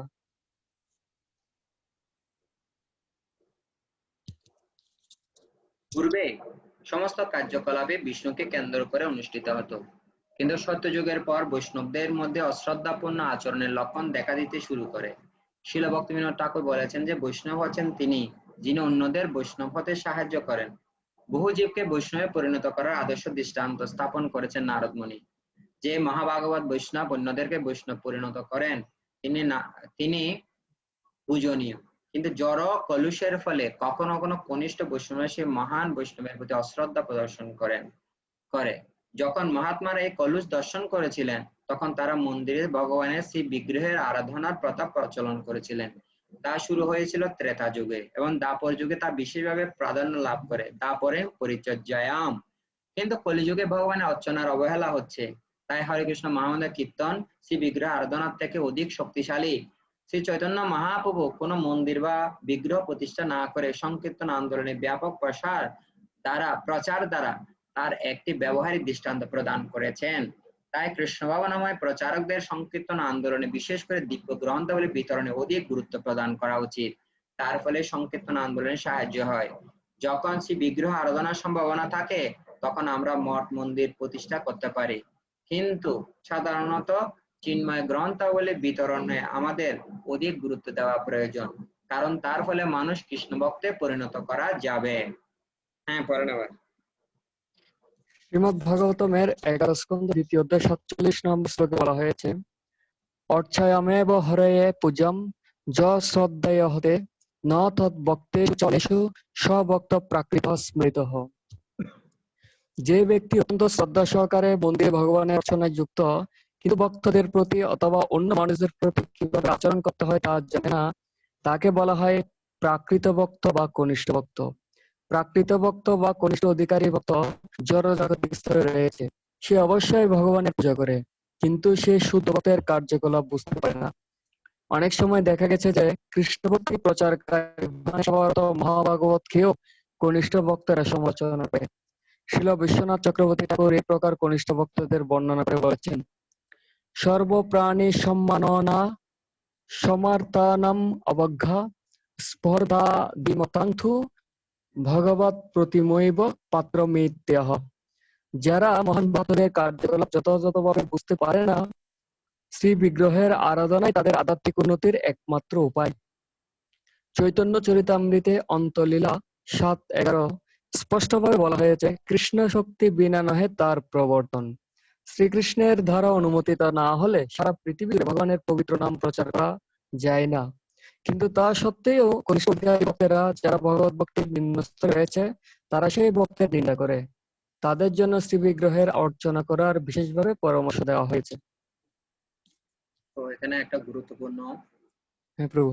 সিদ্ধান্ত আমাদেরকে দেওয়া হচ্ছে, বিশেষ করে যখন বৈষ্ণবদের প্রতি অশ্রদ্ধাটা বেড়ে যায়, আমরা ব্রাহ্মণ এবং বৈষ্ণবদের মধ্যে যথাযথ ব্যবহার যখন করতে পারি না, যেহেতু আমরা কনিষ্ঠ লেভেলে আছি, তার জন্য আমাদের বিগ্রহ সভাটা দেওয়া হয়েছে।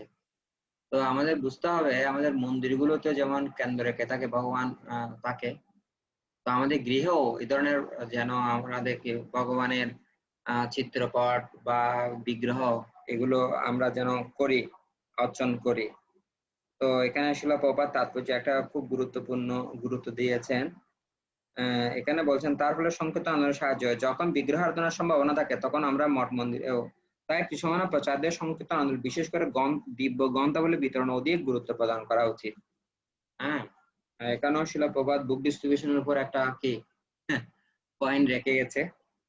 তো বিশেষ করে তার ফলে মানুষকে কৃষ্ণ ভক্তে পরিণত করা যাবে। বৈষ্ণব কিভাবে বোঝাবে যে ভক্তি করছে সে যদি অন্য ভক্তকে বৈষ্ণবে পরিণত করতে পারে তাকে তখন বোঝা যাবে সে যে বৈষ্ণব। হ্যাঁ, বৈষ্ণবতা নিরূপণ হবে আরেকজনকে বৈষ্ণব করার মাধ্যমে। হ্যাঁ, স্পর্শ মনের সংস্পর্শে যেমন লৌহ সোনায় রূপান্তরিত হয়, তাই এই ধরনের মহাভাগবতের স্পর্শ অনেক অধপতিত জীবেও আস্তে আস্তে কি হয়। তো অন্তপক্ষে আমরা আমাদের পর্যায়ে আশেপাশে আমাদের সাথে যাদের সম্পর্কিত হই তাদের প্রতি অন্তপক্ষে আমরা যদি যথার্থ সম্মান প্রদর্শন করতে চাই, অন্তপক্ষে শিলা প্রভুপাদের গ্রন্থগুলো আমরা যেন বিতরণ করি, হ্যাঁ, ডিস্ট্রিবিউট করি। অন্তত অল্প অল্প পরিমাণও যদি করা যায়, সাধ্যের যতটুকু সাধ্য আছে তার অনুসারে যদি করা যায়, তাহলে একটা বিশাল ধরনের একটা পরিবর্তন হবে। যে এটা এখানে বর্ণনা করা হচ্ছে। আর বিশেষ করে বৈষ্ণবদের ব্রাহ্মণদের প্রতি কখন সম্মানটা আমাদের পুরোপুরি ভাবে আসবে, যদি আমাদের সে যে মেন্টালিটি, যে অশ্রদ্ধার একটা যে ভাব আমাদের হৃদয়ে রয়েছে, সেটা যদি বিগ্রহ সেবার মধ্যে আমরা কি করি, নিবদ্ধ করি। যারা অত্যন্ত নিঃস্ব সহকারে বিগ্রহ সেবা করেন, স্বাভাবিকভাবে তাদের ভগবান ভক্তের প্রতি, বৈষ্ণবদের প্রতি এই শ্রদ্ধা, রেসপেক্টটা আসতে শুরু করবে। তো এখানে আরেকটা পয়েন্ট বলছেন, কখনো কোনো কনিষ্ঠ অধিকারী ভক্ত পূজার সমস্ত উপকরণ নিবেদন করে ভগবানের পূজা করে, কিন্তু যেহেতু সে ভগবানের ভক্তের প্রতি বিদ্বেষী, তাই ভগবান তার দ্বারা পূজিত হলেও তার প্রতি প্রসন্ন হন না। হ্যাঁ, তো এটাও ইম্পর্টেন্ট যে কনিষ্ঠ অধিকারী সে ভগবানকে গুরুত্ব দেয়, কিন্তু ভক্তকে আর গুরুত্ব দেয় না, ভক্তের প্রতি বিদ্বেষী। হ্যাঁ, বিশেষ করে এই ধরনের অনেক ব্যক্তি আছে যারা বিশেষ করে কৃষ্ণের প্রতিও ঐকান্তিক আছে, প্রভুপাদকে মানে, কিন্তু আবার ভক্তদের প্রতি অত বিশ্বাস নাই, ফেইথ নাই, ভক্ত সেভাবে গুরুত্ব দেয় না, ভক্তদের গুরুত্ব অনুধাবন করতে পারেন না। হ্যাঁ, সেটা হচ্ছে মেন্টালিটি, হচ্ছে কিছু কনিষ্ঠ লেভেলের। একটা একটা কথা প্রবাদ আছে, যথা দৃষ্টি তথা সৃষ্টি।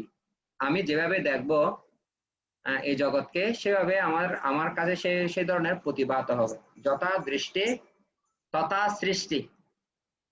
একটা ব্যক্তি, আমি বলেছিলাম মনে হয়, প্রতিদিন জানালা দিয়ে দেখতো, তখন বলতো, দিস কি নোংরা কাপড় পরে ওরা, হ্যাঁ কি নোংরা কাপড় পরে আছে, এভাবে বলছে, প্রতিদিন বলে। একদিন দেখে যে আজকে দেখা যায় নোংরা কাপড় না, আজকে একদম পরিষ্কার, মানে স্বচ্ছ, মানে ধবধবে কাপড়। তখন বলছে, আজকে দেখো খুব সুন্দর লাগছে, জানালা দিয়ে দেখে বলছে যে আজকে খুব ভালো পোশাক, মানে কি পরিষ্কার পরিচ্ছন্ন। তখন ওনার স্ত্রী বলছে, আসলে প্রভু, ওনার কাপড় সবসময় ভালো করেছে, কিন্তু আমাদের জানালাটা না মানে কি কি হয়ে গেছিল, ময়লা পড়ে গেছিল, আজকে আমি তার জানালাটা ভালো করে মুছে দিয়েছি, তার জন্য আজকে ওরা ময়লা দেখা যাচ্ছে, আজকে দেখা যাচ্ছে স্বচ্ছ দেখা যাচ্ছে। হ্যাঁ, তো সেজন্য আমাদের দৃষ্টি, আমি যেভাবে দৃষ্টিতে দেখবো সেভাবে হবে। এই জগতে সবকিছু আছে, যদি আমরা কনিষ্ঠ লেভেলে থেকে যাই, কনিষ্ঠ অধিকারীতে থাকি, তাহলে সবকিছু ভালো জিনিসটাও খারাপ দেখবো, স্বাভাবিক। হ্যাঁ, আর যখন আমাদের চেতনাটাকে উন্নত করব, বিশেষ করে শাস্ত্রের দৃষ্টিতে আমরা দেখতে শুরু করব, তখন আমাদের কাছে ছোট ছোট জিনিসগুলো অত্যন্ত অনেক সুন্দরভাবে কি হবে, আমাদের কাছে উপস্থাপিত হবে। একটা সেই প্রসঙ্গে একটা উপমা আমার মনে পড়ছে, সেটা হচ্ছে একটা গাভী, সে মানে আর ঘাস খাচ্ছে না, ঘাস না খেয়ে একদম কি হয়ে গেছে, পাতলা হয়ে গেছে, হাড় দেখা যাচ্ছে তার। তখন ডাক্তারের কাছে নিয়ে গেল, ডাক্তার বলল যে আপনার এই গাভীটাকে একটা কি করেন, চশমা পরাই দেন। চশমাটাকে হলুদ চশমা, সরি সবুজ চশমা। হ্যাঁ, তখন একটা হলুদ সবুজ চশমা পরিয়ে দিল, আর মাঠের মধ্যে ছেড়ে দিল, যা দেখতেছে সব খেয়ে নিচ্ছে, সব খেয়ে নিচ্ছে, সব খেয়ে নিচ্ছে, কারণ সে দেখতে পাচ্ছে সবগুলো যে সবুজ। হ্যাঁ, কারণ চশমাটা ছিল সবুজ। হ্যাঁ, তো সেজন্য আমাদের যেহেতু দৃষ্টি আমাদের কি খারাপ, আমাদের কনিষ্ঠ দৃষ্টিতে আমরা দেখতে চাইছি, তাই আমাদের জন্য সবকিছু ভুল বলে মনে হচ্ছে, সবকিছু মানে কি ভুল ভ্রান্তি দেখা যাচ্ছে। কিন্তু যখন শাস্ত্রের দৃষ্টিতে, মহাভাগবতের দৃষ্টিতে হ্যাঁ আমরা দেখতে শুরু করব, সেজন্য আমাদের ভক্তি বৈভবে অধ্যয়ন করার সময় একটা বিষয় থাকে, সেটা হচ্ছে প্রভুপাদের মনোভাব এবং তার দৃষ্টি, কিভাবে উনি চিন্তা করছেন সেটা চিন্তা করেন।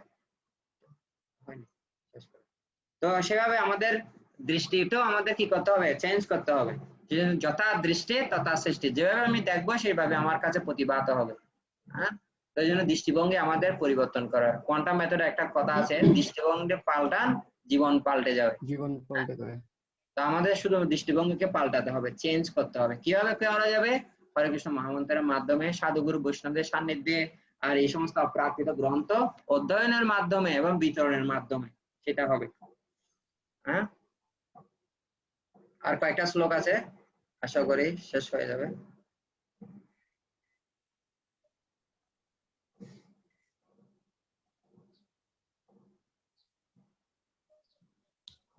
শ্রীবিগ্রহ অর্চনা বিশেষ করে কনিষ্ঠ ভক্তদের বিশুদ্ধকরণের জন্য,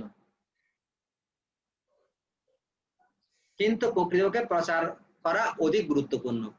ভগবদ্গীতা বলা হয়েছে, ন চ তস্মাৎ মনুষ্যেষু কচ্চিৎ মে প্রিয় কীর্তম। কেউ যদি ভগবানের প্রিয় হতে চান, তাহলে ভগবানের মহিমা প্রচার করা অবশ্য কর্তব্য। যে ব্যক্তি ভগবানের সেই বিগ্রহের পূজা করেন, প্রচারকদের প্রতি তার অত্যন্ত শ্রদ্ধাপরায়ণ হওয়া উচিত। তা না হলে কেবল সেই বিগ্রহের পূজা করে সে কেবল কনিষ্ঠ অধিকারের স্তরেই থাকবে। তো বিশেষ করে যারা আমাদের মতো কনিষ্ঠ লেভেল রয়েছে আমরা, আমাদের কর্তব্য হচ্ছে কি বিগ্রহের কি করা, সেবা অর্চনা করা। হ্যাঁ, কিন্তু প্রবাদ বলছেন এই বিগ্রহের সেবা অর্চনা থেকেও বেশি গুরুত্বপূর্ণ হচ্ছে কি প্রচার করা। কি প্রচার করা?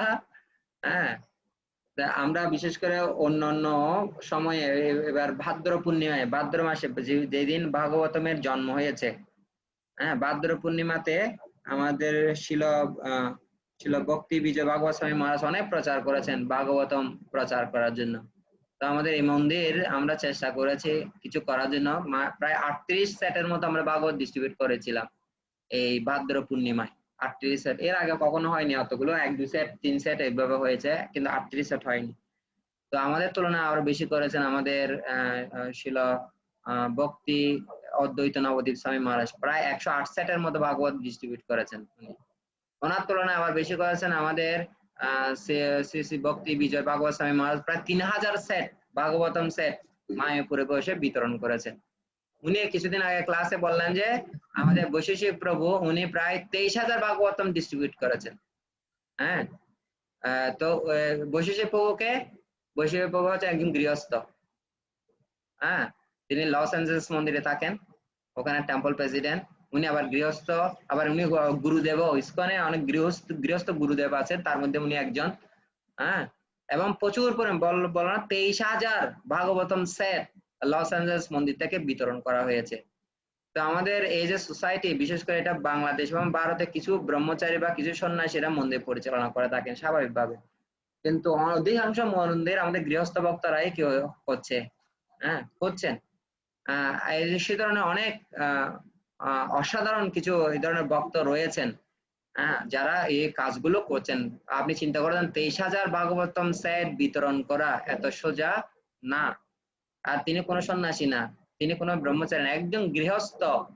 হ্যাঁ, লন্ডনে যে প্রচার হয়েছেন সেটা আমাদের গৃহস্থ ভক্তরাই প্রচার করে, 3টা কাফেলে পুরো লন্ডনে প্রচার কার্য সম্পন্ন করেছেন। তো আমাদের নিত্যানন্দ যে সভা, হ্যাঁ, নিত্যানন্দ সভার প্রতি আমাদের কি আশা যে তারাও একদিন অভূতপূর্ব কিছু করবে, আমরা সেটা প্রত্যাশা করি যে তারা ওই ধরনের শিল প্রপাদের গ্রন্থ, শিল প্রপাদের জন্য এই ধরনের অনন্য একটা ভূমিকা পালন করবেন। তো এখন অলরেডি আমাদের দুর্গাপূজা উপলক্ষে একটা ম্যারাথন চলছে। তো আমরা অন্তত চাইবো যে যারা man and woman in spiritual culture এই ক্লাসগুলোতে আছেন, তারা অন্তত চেষ্টা করবেন কিছু গ্রন্থ যেন ডিস্ট্রিবিউট করা যায়। হ্যাঁ, এই গ্রন্থ ডিস্ট্রিবিউশনের মাধ্যমে প্রথমত যেটা লাভ হবে, আপনার চেতনাটা অনেকটা কৃষ্ণমুখী হবে। আর আরেকটা বিষয় হচ্ছে আমাদের সবার মোবাইল আছে, মোবাইলে অনেকজন বন্ধু আছে, অনেকজন আমাদের কথা শুনবে, অনেক ফলোয়ার আছে যাতে আমাদের কথা শুনবে। তো যারা আমাদের কথা শুনবে তাদেরকে অন্তপক্ষে কিছু কিছু প্যাকেজ দিতে পারে, 500 টাকার, 1000 টাকার, অনেকগুলো ছিল প্রপাদের বই, ছোট ছোট আত্মজ্ঞান লাভের পন্থা, কৃষ্ণভবন অমৃত, তারপর বৈদিক সাম্যবাদ, জন্ম মৃত্যু পরে, এই ধরনের বইগুলো আমরা দিতে পারি। বিশেষ করে যারা কমিউনিস্ট টাইপের আছে তাদের বৈদিক সাম্যবাদ দিতে পারি। যারা যেসব মুসলিম কান্ট্রিতে আছে, যাদের পুনর্জন্ম নিয়ে ডাউট আছে, তারা এটা কি একটা কামিং ব্যাক ইংলিশে, বাংলা পুনরাগমন একটা গ্রন্থ আছে, ওটা দিতে পারি। তারপর এই ধরনের গ্রন্থগুলো আমরা তার ইনিশিয়াল স্টেজে আমরা কৃষ্ণভবন অমৃত, আত্মজ্ঞান লাভের পন্থা, গীতা পড়ার আগে আত্মজ্ঞান লাভের পন্থা পড়া দরকার। এই গ্রন্থগুলো আমরা অন্তপক্ষে ডিস্ট্রিবিউট করতে পারি। হ্যাঁ, পড়ার মাধ্যমে এবং এই বইগুলো এত চমৎকার, এই বইগুলো দেখানোর সাথে সাথে ও আসলে আমাদের প্রকৃত হিতকাঙ্ক্ষী বন্ধু, আমাদের সত্যিকার ভালোবাসে কিনা সেটা আমাদের পরিচয় হয়ে যাবে। আপনি যদি মনে করছেন উনি আমার রিয়েল আত্মীয়, বা রিয়েল বন্ধু, তাহলে সেটা কিভাবে প্রমাণ করবেন? এই বইগুলোর সাথে স্বাভাবিকভাবে সামনে ধরলে ওরা চেহারা পরিবর্তন হয়ে যাবে। যদি তার পুতনার মতো রূপ নিয়ে আসে কৃষ্ণকে দুধ খাওয়ানোর জন্য, তাহলে কৃষ্ণের সাথে আসার সাথে সাথে ওনার চেহারা পরিবর্তন হয়ে যাবে, ভাব চেঞ্জ হয়ে যাবে, এটা লুকায়িত রাখতে পারবে না। তো সেভাবে এই গ্রন্থগুলো কেউ যদি ধরে ওনার সামনে, সঠিক বন্ধু বা বন্ধু না, আত্মীয় না, এটা পরিচয় হয়ে যাবে গ্রন্থগুলো দেখানোর মাধ্যমে। তো কিন্তু একটা বড় প্রতিবন্ধক আছে এই বইগুলো বিতরণ করার ক্ষেত্রে, সেটা হচ্ছে শাইনেস বা লজ্জা। এটা হচ্ছে সবচেয়ে বড় প্রতিবন্ধক। তারা ভাবে, যদি আমি ভাবি যে তারা কিভাবে আমাকে নিয়ে, আমি এত বড় একটা চাকরি করি, আমি একজন কি এমন একটা ব্যক্তি ভদ্রলোক, আমাকে নিয়ে যদি ওরা বলে যে ইসকনের কত পার্সেন্ট কমিশন খান, শেষ পর্যন্ত এই বই বিক্রি লেগে গেলেন, এই ধরনের যদি কটূক্তি করে, তাহলে আমরা কিভাবে কি করব? এই ধরনের এই লজ্জাটাই আমাদের কি করে, আমাদের প্রতিবন্ধকতা তৈরি করছে। তো একটু শিলা প্রভুপাদের জন্য, কৃষ্ণের জন্য শাইনেস বা লজ্জাটা একদিকে ফেলে রেখে কৃষ্ণের জন্য অন্তপক্ষে ছোট একটা দুটা গ্রন্থ দিয়ে শুরু করা যেতে পারে। একবার দুবার যদি একটা স্টেপ দুইটা স্টেপ দিবেন, তাহলে সাথে সাথে লজ্জা যখন ভেঙে যাবে, মনে হবে যে না, আমি একদম কিভাবে গ্রন্থগুলো দিব অন্যদের, সেই উদ্গ্রীব, সেই চেতনা আপনার মধ্যে সে প্রবাহিত হবে, কিভাবে বদ্ধজীবদের প্রতি করুণা করব। তো সেটা হচ্ছে সবচেয়ে বড় প্রচার। কালকে আমি একটা ভক্তদের শ্রীমুখ থেকে শুনেছি, আমাদের গুরুবর্গদের যে চেতনা, আমাদের চেতনার মধ্যে প্রচারের মধ্যে অনেক তফাৎ আছে। আমরা হচ্ছে কর্তব্য বুদ্ধিতে বা আমাদের সাধুগুরু বৈষ্ণবকে সন্তুষ্ট করার জন্য আমরা প্রচার করছি, কিন্তু আমাদের গুরুবর্গরা প্রচার করেন প্রকৃতপক্ষে জীবের কল্যাণের জন্য, জীবকে ভালোবাসে, জীবকে কৃষ্ণের সাথে সম্পর্কিত করার জন্য ওনারা প্রচার করেন। তো সেই ভাবধারাও আমাদেরকে নিয়ে আসতে হবে, অন্তপক্ষে চেষ্টা করতে পারি আমরা, আর রেজাল্টও কৃষ্ণের হাতে, অন্তপক্ষে কিছু যেন করতে পারি। তারপর, হে রাজন, সমস্ত মানব জীবনের যোগ্য ব্রাহ্মণকে জগতের সর্বোত্তম মনে করা উচিত, কারণ তিনি তপস্যা ব্যতোদ্যয়ন সন্তোষের দ্বারা ভগবানের শরীর স্বরূপ হয়ে থাকেন। তো এখানে সন্তোষ একটা কথা বলা হচ্ছে, এটা সম্পর্কে আমি একটু বলি। যে আপনারা জানেন,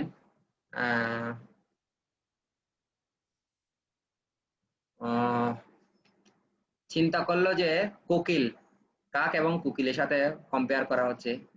কাক তত কুশ্রিত, সুন্দর রূপ দেওয়া হয়নি, কিন্তু রূপ কাকে দেওয়া হয়েছে, সরি, কণ্ঠ কাকে দেওয়া হয়েছে, কাকের কণ্ঠটা যেমন বিশ্রী, শুনতে চায় না মানুষ, তো সুন্দর কণ্ঠ দেওয়া হয়েছে কোকিলকে। কিন্তু সুন্দর কণ্ঠ দেওয়া হলো, ওনাকে সুন্দর রূপ দেওয়া হয়নি। রূপ দেওয়া হয়েছে কাকে? রূপ দেওয়া হয়েছে ময়ূরকে। তো ময়ূরকে খুব সুন্দর রূপ দেওয়া হয়েছে, কিন্তু ইচ্ছে দেওয়া হয়নি। ইচ্ছে দেওয়া হয়েছে কাকে? ইচ্ছে দেওয়া হয়েছে মানুষকে, কিন্তু শান্তি দেওয়া হয়নি। শান্তি দেওয়া হয়েছে কাকে? সন্তোষ কাকে দেওয়া হয়েছে? সাধুকে। কিন্তু তার থেকে একটা কেড়ে নেওয়া হয়েছে, কি? সংসার। তো সেভাবে যে সাধুদের জীবনে সবচেয়ে বড় জিনিস হচ্ছে সন্তোষ। দয়া সর্ব ভূতেষু সন্তুষ্ট যেন কেন বা সর্ব শান্তাচ তুষ্যতাস জনার্দন। যে তিনটা জিনিস, যে সন্তোষ, যা আছে তা নিয়ে সন্তুষ্ট থাকা, বিশেষ করে ব্রাহ্মণদের জন্য বলা হচ্ছে সন্তোষ। সাধু ব্যক্তি যারা, তারা অত্যন্ত সন্তোষ, কোনো আকাঙ্ক্ষা নেই। তো তপস্যা বেদ অধ্যয়ন সন্তোষ দ্বারা ভগবানের শরীর হয়ে থাকেন কারা? সে ব্রাহ্মণেরা। তো হে মহারাজ যুধিষ্ঠির, ব্রাহ্মণেরা বিশেষ করে সারা পৃথিবী জুড়ে, যারা সারা পৃথিবী জুড়ে ভগবানের মহিমা প্রচাররত, তারা জগদাত্মা ভগবানেরও পূজ্য। ব্রাহ্মণেরা তাদের প্রচারের দ্বারা, তাদের শ্রী পাদপদ্ম ধূলির দ্বারা ত্রিভুবনকে পবিত্র করেন, এবং তাই তারা শ্রীকৃষ্ণেরও পূজ্য। দেখেন কি কথা বলছেন নারদ মুনি। বিশেষ করে যারা সারা পৃথিবী জুড়ে ভগবানের মহিমা প্রচার, কে? শিলা প্রভুপাদ। তিনি জগদাত্মা ভগবানের পূজ্য, ভগবানও ওনাকে কি করছেন? বন্দনা করেছেন, ভগবানের মহিমা উনি প্রচার করেছেন। ভগবান কৃষ্ণ এবার চিন্তা করছেন প্রভুপাদের মহিমা জগতে কি করে বিস্তার করবেন। ব্রাহ্মণেরা তাদের প্রচারের দ্বারা, তাদের শ্রী পাদপদ্ম ধূলির দ্বারা ত্রিভুবনকে পবিত্র করেন, তাই তারা শ্রীকৃষ্ণেরও পূজ্য। হরে কৃষ্ণ। তো এই চ্যাপ্টার এখানে শেষ হয়েছে। তো এখান থেকে আমরা কি কি করব, একদম ফার্স্ট থেকে লাস্ট পর্যন্ত যে 10 নম্বর শ্লোক পর্যন্ত আমরা পড়েছি। এরপর থেকে যে নিয়মগুলো দেওয়া হয়েছে, কি কি উপদেশ দেওয়া হয়েছে, উপদেশগুলো নথিভুক্ত করব, পয়েন্ট আউট করব। এবার আমি আগে বলছি, যে যে পয়েন্ট গুলো আমরা বর্তমানে প্রয়োগ করছি, পালন করেছি, সেগুলো চিহ্নিত করো। আর যেগুলো আপনি আপনার পালন করার অসম্ভব হচ্ছে, মানে পালন করতে পারবো না বলে মনে হচ্ছে, সেগুলো পয়েন্ট আউট করুন। এবার যেগুলো পালন করতে পারছেন না, তার জন্য কি করুন? তার জন্য আপনার পরিকল্পনা। ঠিক আছে? তো অলরেডি গত ক্লাসে অনেকে লিখেছেন, যারা লেখেননি পুরো অধ্যায়টা পড়বেন। এটা হচ্ছে সপ্তম স্কন্ধ 14 অধ্যায়, মাত্র 43টা শ্লোক আছে। সেখানে নারদ মুনি যে যে উপদেশগুলো দেওয়া আছে যুধিষ্ঠির মহারাজকে, সেগুলো পয়েন্ট আউট করা, সে পয়েন্ট থেকে যে যে নীতিগুলো আপনি অলরেডি পালন করছেন আপনার ব্যক্তিগত জীবনে সেগুলো পয়েন্ট আউট করা, আর যেগুলো যে নিয়মগুলো আপনি পালন করতে পারছেন না, আপনার জন্য কঠিন বলে মনে হচ্ছে, সেগুলো পয়েন্ট করা। হ্যাঁ, 2-3-4টা। তারপরে এগুলো কিভাবে পালন করা যায় তার জন্য আপনার পরিকল্পনা কি, ভবিষ্যৎ পরিকল্পনা কি, কিভাবে এগুলো আপনি আপনার জীবনে প্রয়োগ করতে করার জন্য প্রস্তুতি নিচ্ছেন বা পরিকল্পনা করছেন। ঠিক আছে? তো এখানে অনেকগুলো গত ক্লাসে অনেক সুন্দরভাবে সবাই লিখেছেন। তো ভাগবতম নিশ্চয়ই সবার আছে। তো এই ভাগবতমটা পরে যে যে পয়েন্টগুলো নারদ মুনি বলছেন, যেমন বিগ্রহ আরাধনা করা, ব্রাহ্মণ বৈষ্ণবদের পূজন করানো, হ্যাঁ, তারপর প্রসাদ কিভাবে ক্রম অনুসারে কাকে কিভাবে দেওয়া, তারপর পিতৃপুরুষদের শ্রাদ্ধ ক্রিয়াগুলো করা, অত ডিটেলস একদম হো তুলে দিতে হবে না, কিন্তু এটা সামারি লিখবেন শুধু। ঠিক আছে? ঘরে বিগ্রহের পূজা করা, এভাবে তার প্রচার করা, এভাবে পয়েন্ট আউট করবেন। যেগুলো যেগুলো করতে পারছেন আপনার জন্য সুলভ, সেগুলো পয়েন্ট আউট করেন। আমি অলরেডি নারদ মুনির এই ইনস্ট্রাকশন গুলো, নির্দেশনাগুলো পালন করছি। তারপর এবার পরবর্তী লিখবেন এই নির্দেশনাগুলো আমি আমার জীবনে প্রয়োগ করতে পারছি না, তারপরে লিখবেন যে এগুলো পালন করার জন্য আমার ভবিষ্যৎ পরিকল্পনা, কিভাবে আমি সেই জিনিসগুলো আমার ব্যক্তিগত জীবনে প্রয়োগ করব, কিভাবে পালন করবো, আপনার পরিকল্পনা লিখবেন। ঠিক আছে? হরে কৃষ্ণ। কারো যদি কোনো প্রশ্ন থাকে, আর আগামী ক্লাসে আমরা আবার চলে যাব আবার দেবাহুতি এবং কর্দম মুনি, আদর্শ স্বামী আদর্শ পত্নী, ঠিক আছে, আদর্শ পুত্র কপিল দেব, সেই অধ্যায়গুলোতে চলে যাব। সেখানে প্রায় 3-4টা ক্লাস হয়তো লাগবে, অনেক সুন্দর, অনেক আকর্ষণীয়। তো এখানে আমরা আদর্শ গৃহস্থ জীবন সম্পর্কে 2 ক্লাসে আমরা এখানে চর্চা করেছি শিল প্রভুপাদের প্রাঞ্জল তাৎপর্যের উপর ভিত্তি করে। হ্যাঁ, তো সেখানে এই পয়েন্ট আউট করার সময় একদম পুরো ডিটেলস আপনার অনুবাদ লিখে দিবেন না, তাৎপর্য লিখে দিবেন না, ওটা সামারি লিখবেন। এতগুলো কথা কি জন্য বলা, কি জন্য লেখা হচ্ছে, বলা হচ্ছে, সেগুলো লিখবেন। ইয়েস। হরে কৃষ্ণ হরে কৃষ্ণ কৃষ্ণ কৃষ্ণ হরে হরে, হরে রাম রাম রাম হরে হরে। প্রকাশবাবু কি আমাদের প্রণব কুমার কুন্ডু লিখছেন কি জন্য? ওর মনে প্রশ্ন আছে। প্রাণ কিসের বউ? এত বলছে যে অ্যাসাইনমেন্টটা তাহলে কি আমাদের? অ্যাসাইনমেন্টটা হচ্ছে গতদিন লিখছেন তাই না? হ্যাঁ হ্যাঁ। নারদ মুনি কি কি উপদেশ ছিল, হ্যাঁ, গৃহস্থ আশ্রমবাসীদের জন্য। তো আরো কিছু উপদেশ আছে যেগুলো কমপ্লিট হয়নি, সেগুলো কমপ্লিট করতে হবে। ঠিক আছে? আচ্ছা।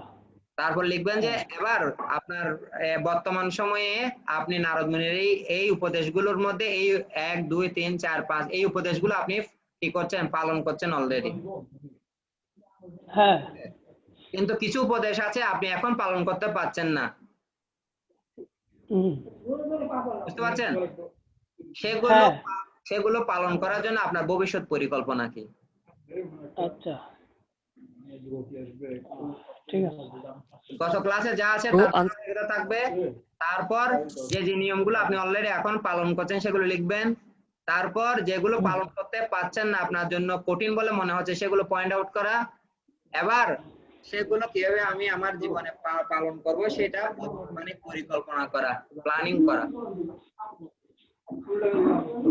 মানে কি আমার প্ল্যানিং সহ অ্যাসাইনমেন্ট জমা দিতে হবে, তাই তো? অনুবাদ থেকে পুরো তাৎপর্য থেকে পুরো লিখবেন না, পুরো পরে ওটা সামারি লিখবেন। হ্যাঁ, শর্ট এক লাইনের মধ্যে লিখবেন। আচ্ছা। প্রকাশ প্রভু, না প্রভু, পাশের কথা বলছিলাম যে। চন্দন বাবু বুঝতে পারছেন কি করবেন?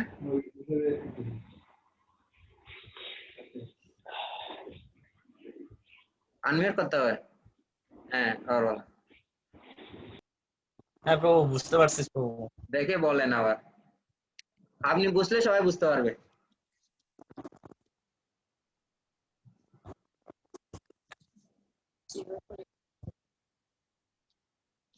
বুঝি নাই প্রভু। আপনি বুঝলে সবাই বুঝতে পারবে। আপনি কি বুঝছেন অ্যাসাইনমেন্ট কি করতে হবে?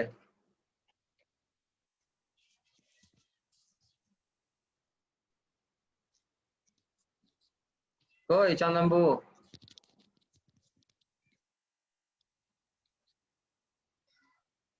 হরে কৃষ্ণ আছেন? ক্যামেরা ক্যামেরা কই?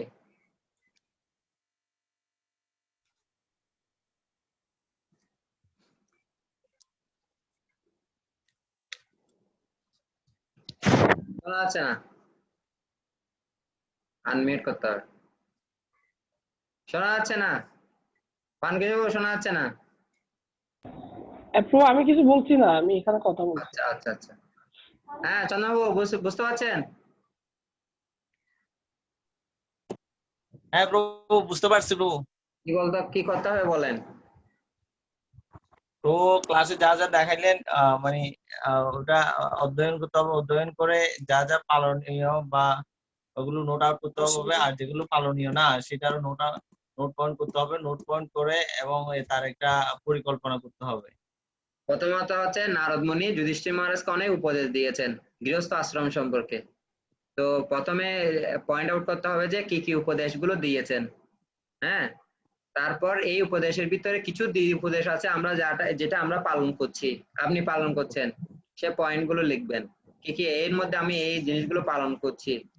আবার কিছু আছে যে আপনি পালন করতে পারছেন না, আপনার পক্ষে সম্ভব হচ্ছে না, তো এটা ভবিষ্যতে আপনি কিভাবে পালন করবেন তার পরিকল্পনা লেখা।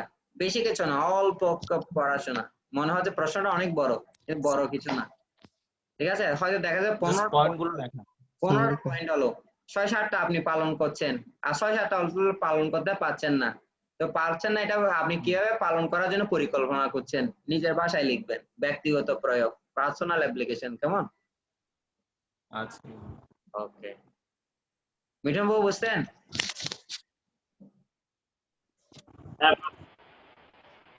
ওকে, আর প্রশ্ন আছে কোনো?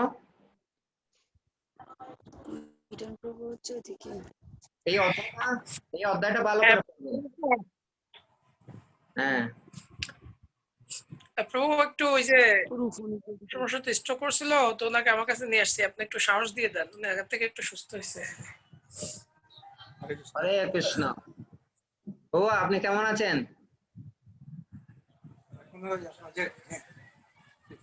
এখন ভালো আছেন, সুস্থ আছেন? কথা বলতে পারবেন?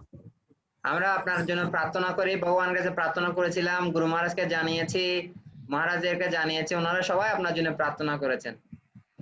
হ্যাঁ, সবার প্রার্থনা শ্রবণ করেছেন, সেজন্য আপনাকে আমাদের মাঝে আবার কি নিয়ে এসেছেন। তো আমরা প্রার্থনা করি আপনার দীর্ঘ জীবন হোক, দীর্ঘ আয়ু হোক, এবং অনেক বেশি কৃষ্ণ ভাবনামৃত আরো প্রচার করতে পারেন। হ্যাঁ, কৃষ্ণ ভাবনামৃত আরো যেন প্রসারিত করতে পারেন। কৃপা প্রার্থনা করতেছি প্রভু। হরে বল, হরে কৃষ্ণ, জয় হোক প্রভু। ঠিক আছে, হ্যাঁ প্রকাশ প্রভু কোনো অ্যানাউন্সমেন্ট থাকলে বলেন, না হয় শেষ করবো। হ্যাঁ না আপু ঠিক আছে, সবাই অ্যাসাইনমেন্ট জমা দিচ্ছে, সবাই জাস্ট টাইমে দিলে আপাতত কোনো অ্যানাউন্সমেন্ট নেই। ও আপনাকে অসংখ্য ধন্যবাদ কৃপাপূর্বক আমাদের সময় প্রদান করার জন্য। আরেকটা বিষয় হচ্ছে বুক ডিস্ট্রিবিউশন অনেক ব্যস্ত। Men and women spiritual culture কিছু যদি না করে তাহলে তো এটা লজ্জা লাগবে। আমরা আশা করি আপনারা যখন গৃহস্থ আশ্রমে যাননি তখন অনেক অনেক করেছেন ছিল প্রভুপাদের জন্য, বিশেষ করে প্রাণকিশোর প্রভু, মিঠুন নন্দী প্রভু, চন্দন প্রভু, এরা এত বেশি সেবা করেছেন। হ্যাঁ, ইসকন এখনো আপনাদেরকে স্মরণ করছে, বিশেষ করে ইসকন ইয়ুথ ফোরামে যে সমস্ত ভক্ত আছে তারা সবসময় আপনাদের কথা বলে। এখন আপনাদের শক্তি আরো বেড়েছে। হ্যাঁ, আমাদের মা আছে, শক্তি তো আরো আছে। হ্যাঁ, আদ্য শক্তি মহামায়ার কি দুর্গা দেবীর দুইটা শক্তি, একটা হচ্ছে যোগমায়া, একটা মহামায়া। আমি বলবো যে এটা যোগমায়া। হ্যাঁ, তো সেই শক্তিতে আরো বেশি কেউ করে কি করতে হবে, গ্রন্থ দিতে হবে, প্রচার করতে হবে, মোবাইলে আছেন, আশেপাশে আছেন, তাদেরকে দিতে হবে। তাহলে বোঝা যাবে যে ম্যান এন্ড ওম্যান কালচার কি নিত্যানন্দ সভা সঠিক ডিরেকশনে যাচ্ছে। তো এবার যদিও প্রভু প্রথম দিকে আমাদের এমনি পরিকল্পনা আছে আগামী বছর যখন হবে তখন আমরা প্রথম থেকে আমরা একটা স্টেপ নিব এই গ্রন্থ বিতরণ উপলক্ষে। কিন্তু এবার যদি শুরু এটা শুরুর দিকে হয়তো আমরা নিতে পারি নাই, আগামী বছর থেকে আমরা আলাদাভাবে একটা প্রজেক্ট নিব গ্রন্থ বিতরণ রিলেটেড শুধু।